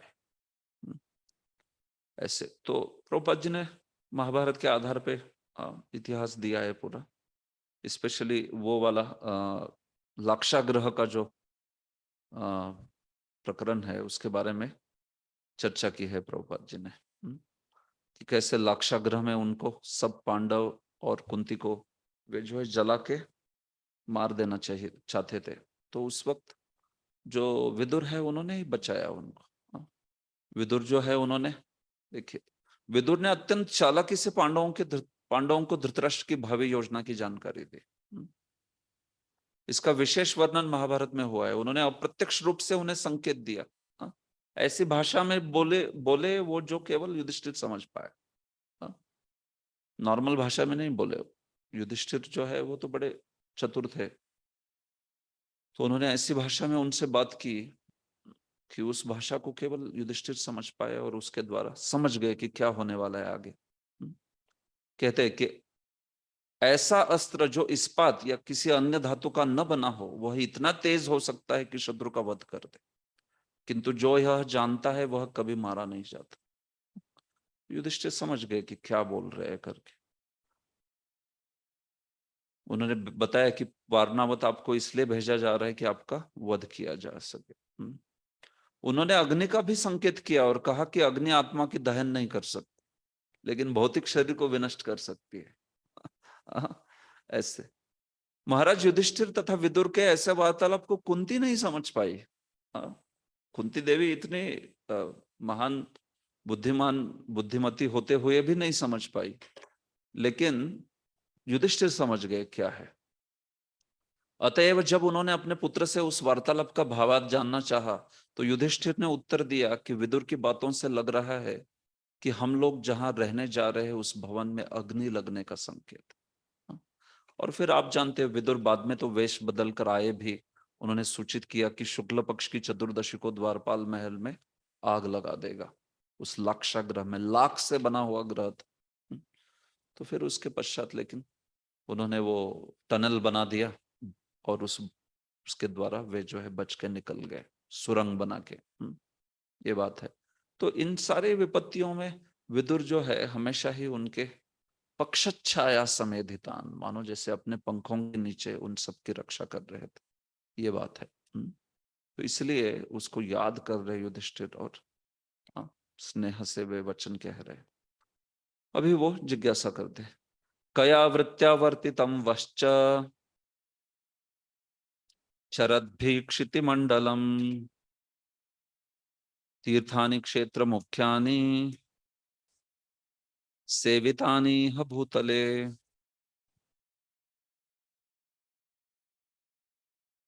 यस, कृष्ण नाम प्रभु पढ़िए।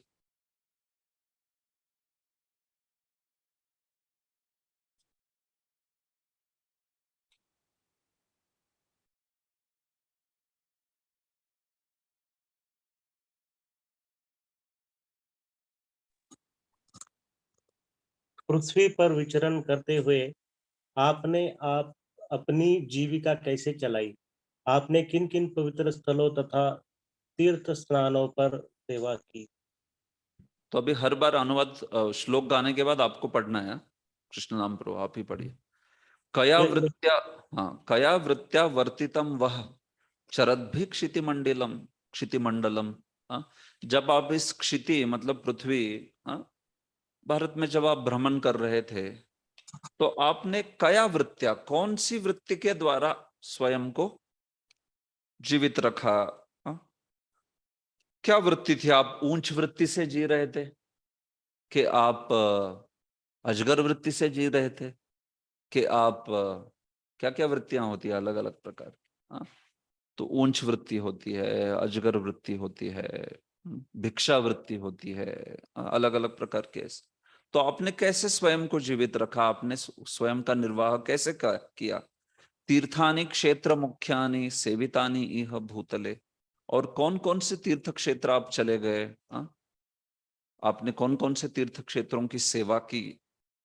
ये पूछ रहे हैं। आपका आइटरनरी क्या है? हाँ, क्या था? पूछ रहे कहाँ कहाँ से आए, कौन कौन से। हाँ, कभी पूछते हैं ना भक्त लोग भी, कहाँ से आ रहे हैं प्रभु जी? हाँ, यहाँ पे कौन से मंदिर में थे अभी? अच्छा, उसके पहले कहाँ पे थे? ऐसे सब घूम के आपने कैसे आपकी जीविका चलाई आदि वगैरह। तो एक मिनट, कुछ विशेष टीका नहीं है इसके ऊपर। यस, प्रभुपाद जी, विदुर राजमहल से बाहर इसलिए चले गए थे क्योंकि वे अपने को घरेलू मामलों से, विशेष रूप से राजनीतिक षड्यंत्रों से विलग रह करना चाह रहे थे। जैसा कि इसके पूर्व उल्लेख किया जा चुका है, दुर्योधन उन्हें शूद्रानि पुत्र कहकर उनका एक तरह से अपमान कर चुका था। यद्यपि किसी की पितामही दादी के विषय में अनाप शनाप बातें करना कोई नई बात नहीं है। हाँ? कभी कभी देखिए, दुर्योधन जो है, हाँ, दुर्योधन और विदुर, हाँ, तो ये विदुर जी की पत्नी यानी विदुर जी की माता, ये जो है वो मतलब उनकी दादी हो गई। हाँ, क्योंकि धृतराष्ट्र के भाई है क्या नहीं?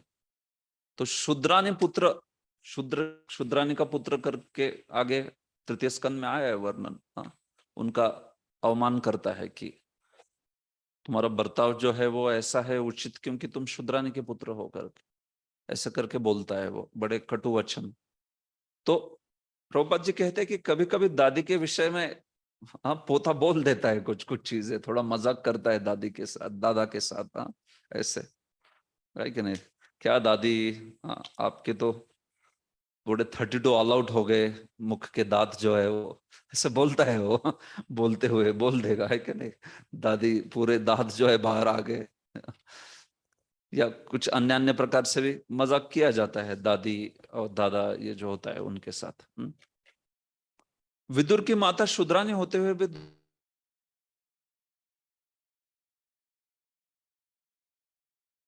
के बीच ऐसा मजाक चलता है, प्रभुपाद जी कहते हैं। चूंकि यह छींटाकशी एक वास्तविकता थी, हाँ?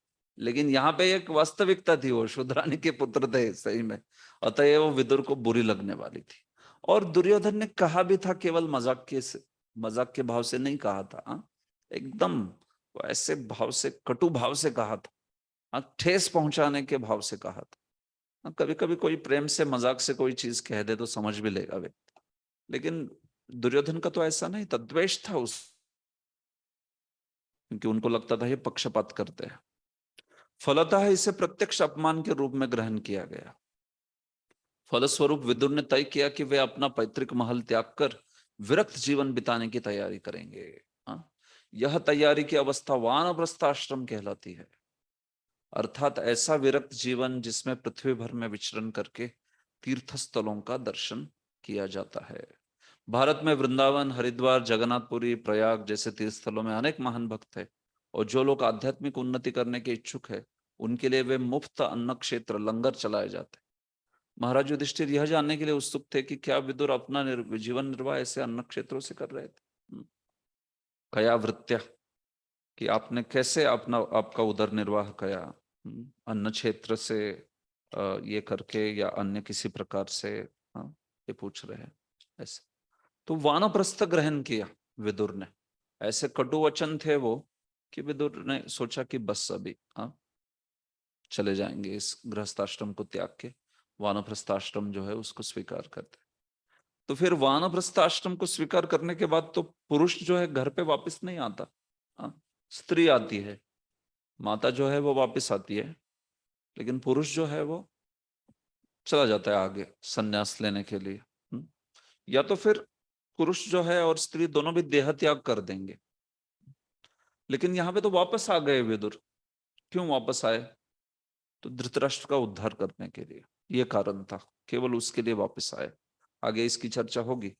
धृतराष्ट्र को गृह त्याग कराने के लिए, उसकी राष्ट्र से मतलब राज्य से आसक्ति छुड़वाने के लिए केवल उस कारण से आए विदुर, और अन्य कोई कारण नहीं था। और उतना करके चले गए फिर।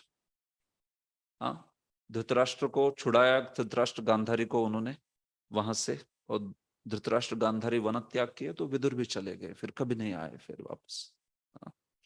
जो तीर्थ यात्रा है वहां पे ही चले गए वानप्रस्थ के रूप में। तो ऐसा है, यहाँ पे विदुर का वापस आना जो है केवल अपने भाई के प्रति उनकी जो करुणा है उसके कारण आए हैं। देखिए, तो बड़ा स्नेह था धृतराष्ट्र के प्रति, और उनको धृतराष्ट्र को यहाँ पे वो जो है गृह त्याग करवाना चाहते थे, उनकी आसक्ति को छुड़ाना चाहते हैं, तो इसलिए इस कार्य से आए हैं वे। तो इसलिए युधिष्ठिर ने वे जब तीर्थ यात्रा में थे तो किस प्रकार से अपना उदर निर्वाह किया, ये प्रश्न किया यहाँ पर।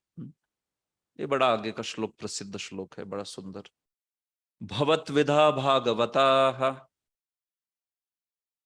तीर्थभूता स्वयं विभो तीर्थी कुर्वन्ति तीर्थानि स्वान्तस्थेन गदाभृता।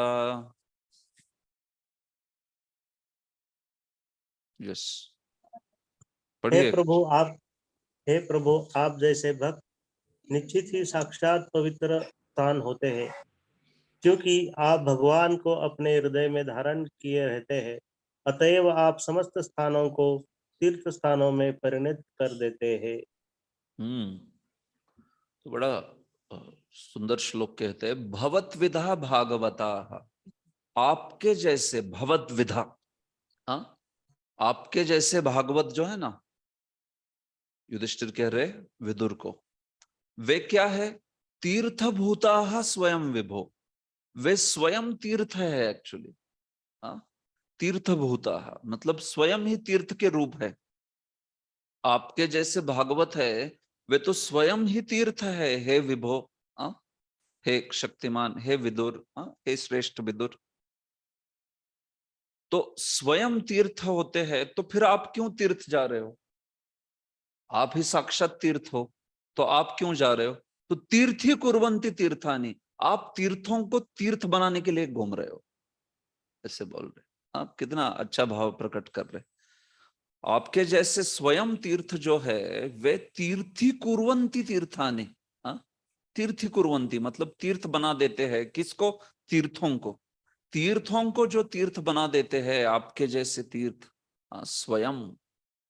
अच्छा, वे कैसे तीर्थ बना रहे हैं?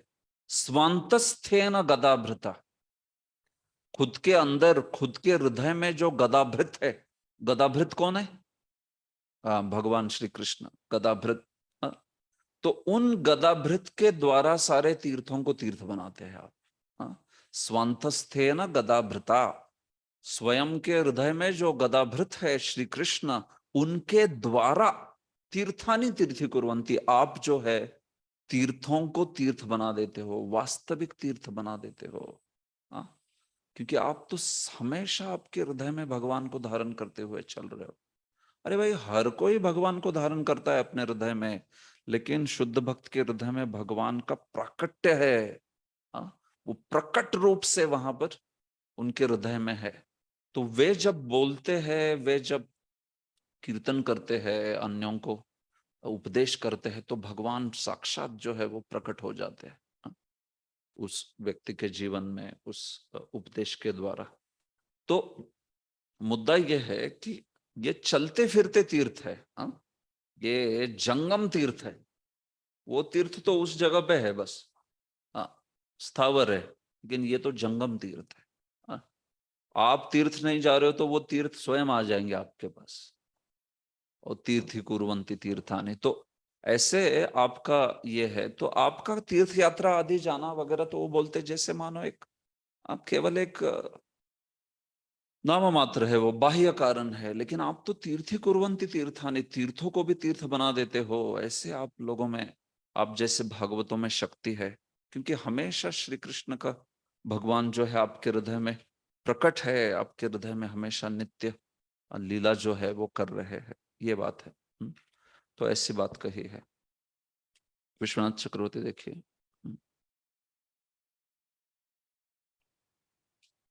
भवतां च तीर्थाटनम तीर्थानामेव भाग्य इत्याह भवद्विधा इति। आपका जो तीर्थाटन है वो तीर्थों का भाग्य है, आपका भाग्य नहीं है। क्योंकि तीर्थी कुर्वन्ति, महातीर्थी कुर्वन्ति पावनम पावना नाम इतिवत। देखिए, जब भगीरथ गंगा देवी को यहाँ लेके आ रहे थे इस धरातल पर, तो गंगा देवी ने दो प्रश्न किया। एक तो कहे कि अगर मेरा जो प्रवाह है जमीन पे आएगा तो सीधा जमीन को पूरा फोड़ के नीचे पाताल तक चला जाएगा, तो कौन है जो मेरे प्रवाह को धारण कर सकता है। और दूसरा, मैं यहाँ आने के बाद मेरे जल में सारे के सारे ये पापी लोग आके स्नान करके अपना पाप देके जाएंगे, तो फिर मेरा ये जो जल जो है दूषण हुआ है, प्रदूषण, वो उसको कौन दूर करेगा, पापों का ये सारा। तो फिर भगीरथ ने कहा, खास करके दूसरे, पहला तो चीज शिव जी करेंगे, दूसरा चीज जो है उन्होंने कहा कि जब भी भगवान के शुद्ध भक्त आके आपके जल में स्नान करेंगे हे गंगा देवी, तब ये जो सारा पाप जो डिपॉजिट करके गए हैं ना लोग, वो सारा पाप जो है खत्म हो जाएगा, उसका विनाश हो जाएगा जब शुद्ध भक्त आपके जल में स्नान करेंगे। तो लिटरली तीर्थी कुर्वन्ति तीर्थानि, एक्चुअली वे जो है वो गंगा में जाके कोई स्नान करता है शुद्ध भक्त, तो उस सब पाप का विनाश हो जाता है। तो गंगा देवी तीर्थ बन गई। और भी, तो इसलिए कई जगह पे भागवतम में गंगा से भी ज्यादा शुद्ध भक्तों का गुणगान हुआ है। अब प्रथम स्कंद में पहले ही अध्याय में है, पहले ही अध्याय में। यस यस, स्वर्धुन्यापोनु सेवया। स्वर्धुन्या, स्वर्धुनि में तो आपको कई बहुत समय बाद स्नान करने के बाद शुद्धि हो जाती है। तो फिर वहां पे कुछ टीकाकार कहते हैं नहीं नहीं, केवल दर्शन से शुद्धि हो जाती है। मैं वचन देता हूं आपको, मैं शास्त्र वचन बताता हूं। तो विश्वनाथ चक्रवर्ती कहते हैं अच्छा, गंगा के केवल दर्शन से शुद्धि हो जाती है, वैष्णव के केवल स्मरण से हो जाती है। मैं भी प्रमाण देता हूं फिर। विश्वनाथ चक्रवर्ती बोलते मैं प्रमाण देता हूं फिर। आप बोलते हो सिर्फ दर्शन से ना, इधर तो सिर्फ स्मरण से एकदम। तो ऐसा बड़ा सुंदर वहां पे ये किया, स्वर्धुन्यापोनु सेवया। तो गंगा जी के तो बारंबार स्पर्श करने से, स्नान करने से फिर व्यक्ति का जीवन जो है शुद्ध हो जाता है ऐसे। लेकिन यहाँ पे तो केवल एक बार भक्तों के संग में आने से, कोई कहेगा कि अरे केवल गंगा जी के दर्शन से, यहाँ पे तो केवल स्मरण से, स्मरण भी कर ले कोई शुद्ध भक्त तो उससे भी उसकी शुद्धि जो है हो जाती है। इतनी तो गंगा जी से भी, एक आचार्य तो कहते हैं वहां पर कि गंगा जी तो भगवान के चरण कमल से निकली ना, वो शुरुआत में भगवान के चरण कमल को स्पर्श करके निकल गई, लेकिन ये साधु तो स्पर्श करते हुए बैठा है कॉन्स्टेंटली। तो गंगा तो, वो गंगा यानी क्या था, वो साधारण समुद्र का पानी था, तो जैसे फाड़ दिया वो छलयसि विक्रमणे बलिम् अद्भुतवामन् पदनख नीरजनित जन पावन। पदनख नीरजनित जन पावन, हाँ? वो ऊपर का जो विश्व का आवरण है उसको अपने नख से फाड़ दिया, हाँ? तो उसमें से एक ड्रॉप आया नीचे से और वो गंगा है। ऐसे तो वो तो जल को भगवान के धोके फिर नीचे आई। आपको 3 प्रकार से गंगा का उगम है। ब्रह्मा जी ने भी उस चरण कमल को धोया तो वो भी गंगा बनी, फिर वो जो पानी है वो भी गंगा बना, हाँ? ऐसे भागवतम में आता है 3 प्रकार से गंगा जो है। बट जो भी हो, वो गंगा तो चरण कमल से निकल गई ना। यहाँ पे तो चरण कमल स्वांतस्ते न गदावृता, वो तो कंटिन्यूअसली चल रहा है लेके अपने चरण कमल हृदय में। तो इसलिए उनका ज्यादा महत्व, हाँ, शुद्ध भक्तों का, ऐसी बात है। तो इसलिए तीर्थी कुर्वन्ति तीर्थानि, हाँ, तो वास्तविक ये प्रमाण है, शास्त्र प्रमाण से।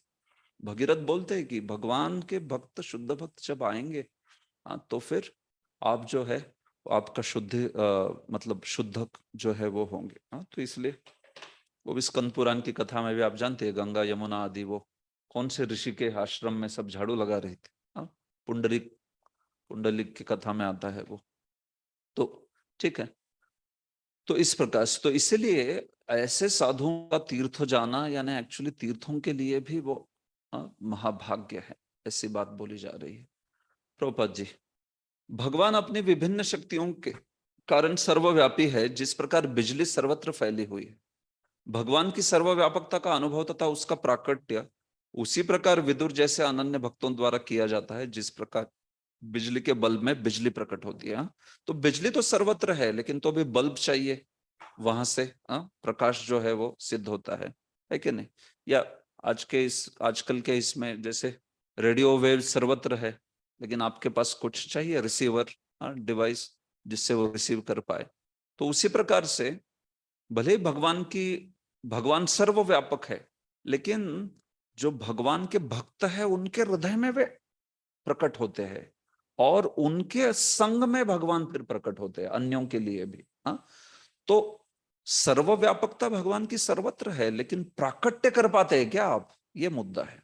तो ये शुद्ध भक्तों का ऐसा होता है कि वे प्राकट्य कर पाते हैं, मतलब वो भगवान की जो कृपा है, वो शक्ति है, उसका अनुभव हम उनके संग में कर पाते हैं, है कि नहीं?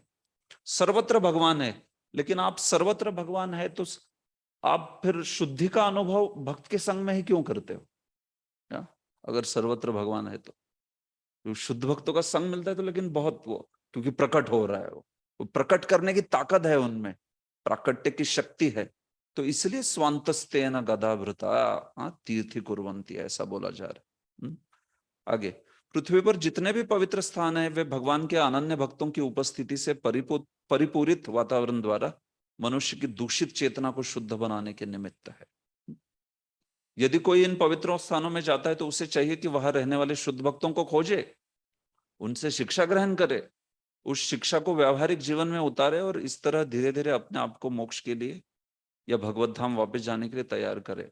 हाँ, कोई तीर्थ क्षेत्र में जाने का सबसे बड़ा प्रयोजन यह है, हाँ, स्नान करना, डुबकी लगाना, गिरिराज की सोन पापड़ी खाना, समोसे खाना, और क्या क्या, ये तो ठीक है भाई, ये सब गौन गौन ये सब हो गए। हाँ, मूल चीज क्या है, वहां पे जाके शुद्ध भक्त के चरणों में बैठ के उनकी सेवा करे, उनसे सुने, और हमारे जीवन में कुछ उसका प्रभाव जो है होए।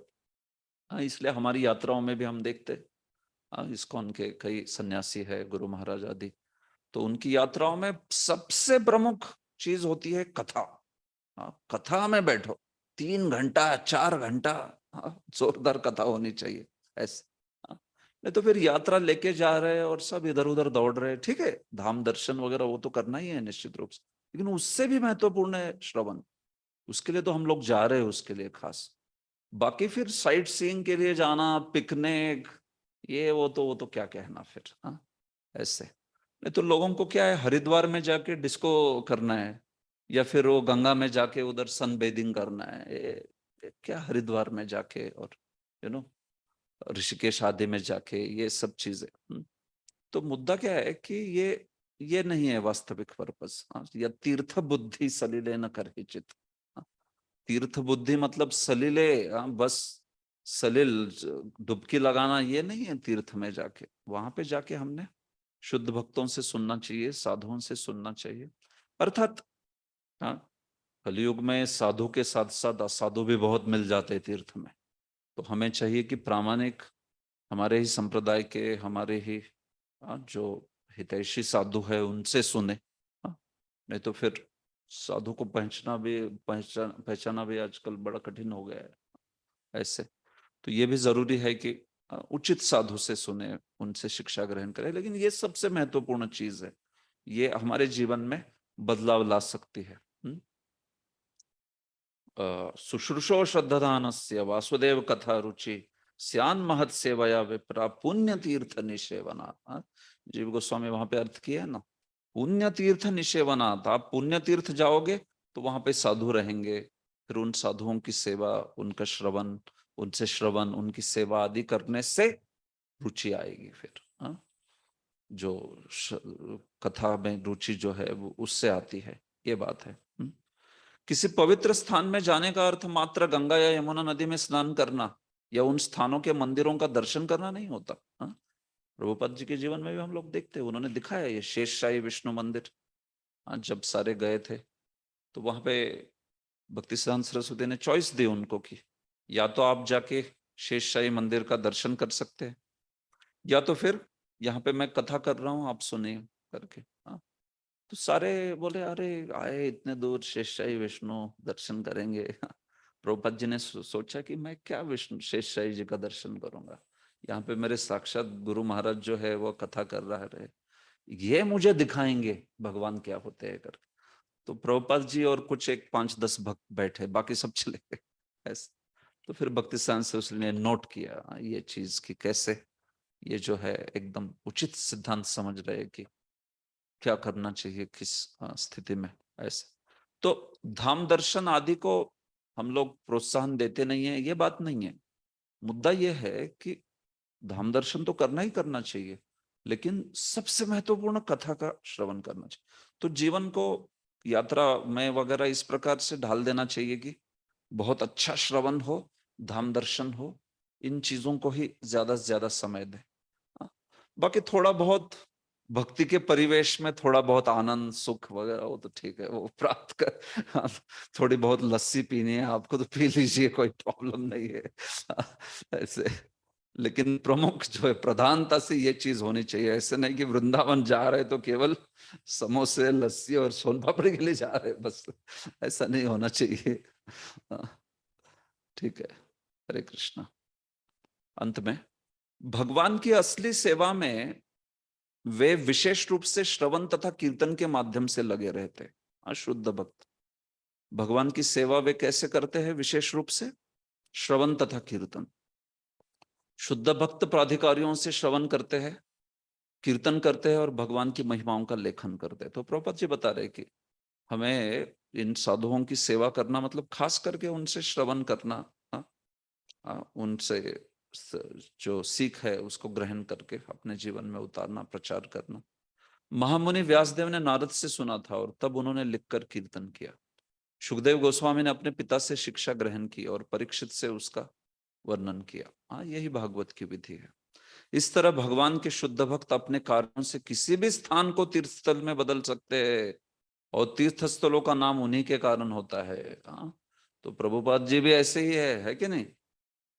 प्रभुपाद जी ने जैसे नारद मुनि से सुन के व्यासदेव जी ने लेखन किया, कीर्तन किया भगवान का, वैसे ही प्रभुपाद जी ने भी उसी परंपरा में आके अपने भागवत गीता आदि ग्रंथों के द्वारा कैसे कैसे जगहों को तीर्थ स्थल बना दिया। यहां तक कि मतलब नाम भी न्यू द्वारका है कि नहीं, नई Dwarka, new Vrindavan, new Dwarka, new Jagannathpuri, नव जियाड नृसिम्हा क्षेत्र ऐसे। तो प्रभुपाद जी ने सही में तीर्थ स्थल में बदल दिया इन सारे चीजों को, ये बात है। तो वही चीज कह रहे प्रभुपाद जी, ऐसे शुद्ध भक्त किसी भी स्थान के दूषित वातावरण को शुद्ध करने में समर्थ होते हैं। हेट ऐशबरी को बदल दिया प्रभुपाद जी ने। ऐसे न्यूयॉर्क को बदल दिया। हाँ? तो ऐसे पवित्र स्थान की बात तो क्या ही है जिसमें तो पवित्र स्थान में अगर कोई दूषित कर दे तो वो तो क्यों शुद्ध नहीं करेंगे, ऐसे बोल रहे। एकदम सबसे घटिया जगह को भी उन्होंने शुद्ध भक्त जो है शुद्ध कर सकते हैं, तो फिर पवित्र स्थान में थोड़ा बहुत दूषण प्रदूषण किसी ने फैलाया हो तो उसको तो निश्चित रूप से दूर कर ही सकते हैं। हाँ, तो ये ऐसा इनका गुणगान कर रहे हैं, बड़ा सुंदर। हाँ, तो ऐसे ये भगवान के शुद्ध भक्त है। हाँ, विदुर जैसे ये बात बताई जा रही। ठीक है, आगे भी चर्चा करेंगे, वो इसको कल के सत्र में चर्चा करते हैं। हरे कृष्णा। ओके, किसी का कुछ प्रश्न है इस विषय पर?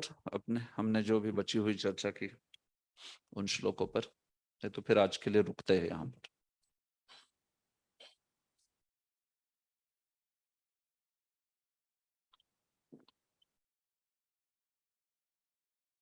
ठीक है, ग्रंथराज श्रीमद् भागवतम की जय, श्रील प्रभुपाद की जय।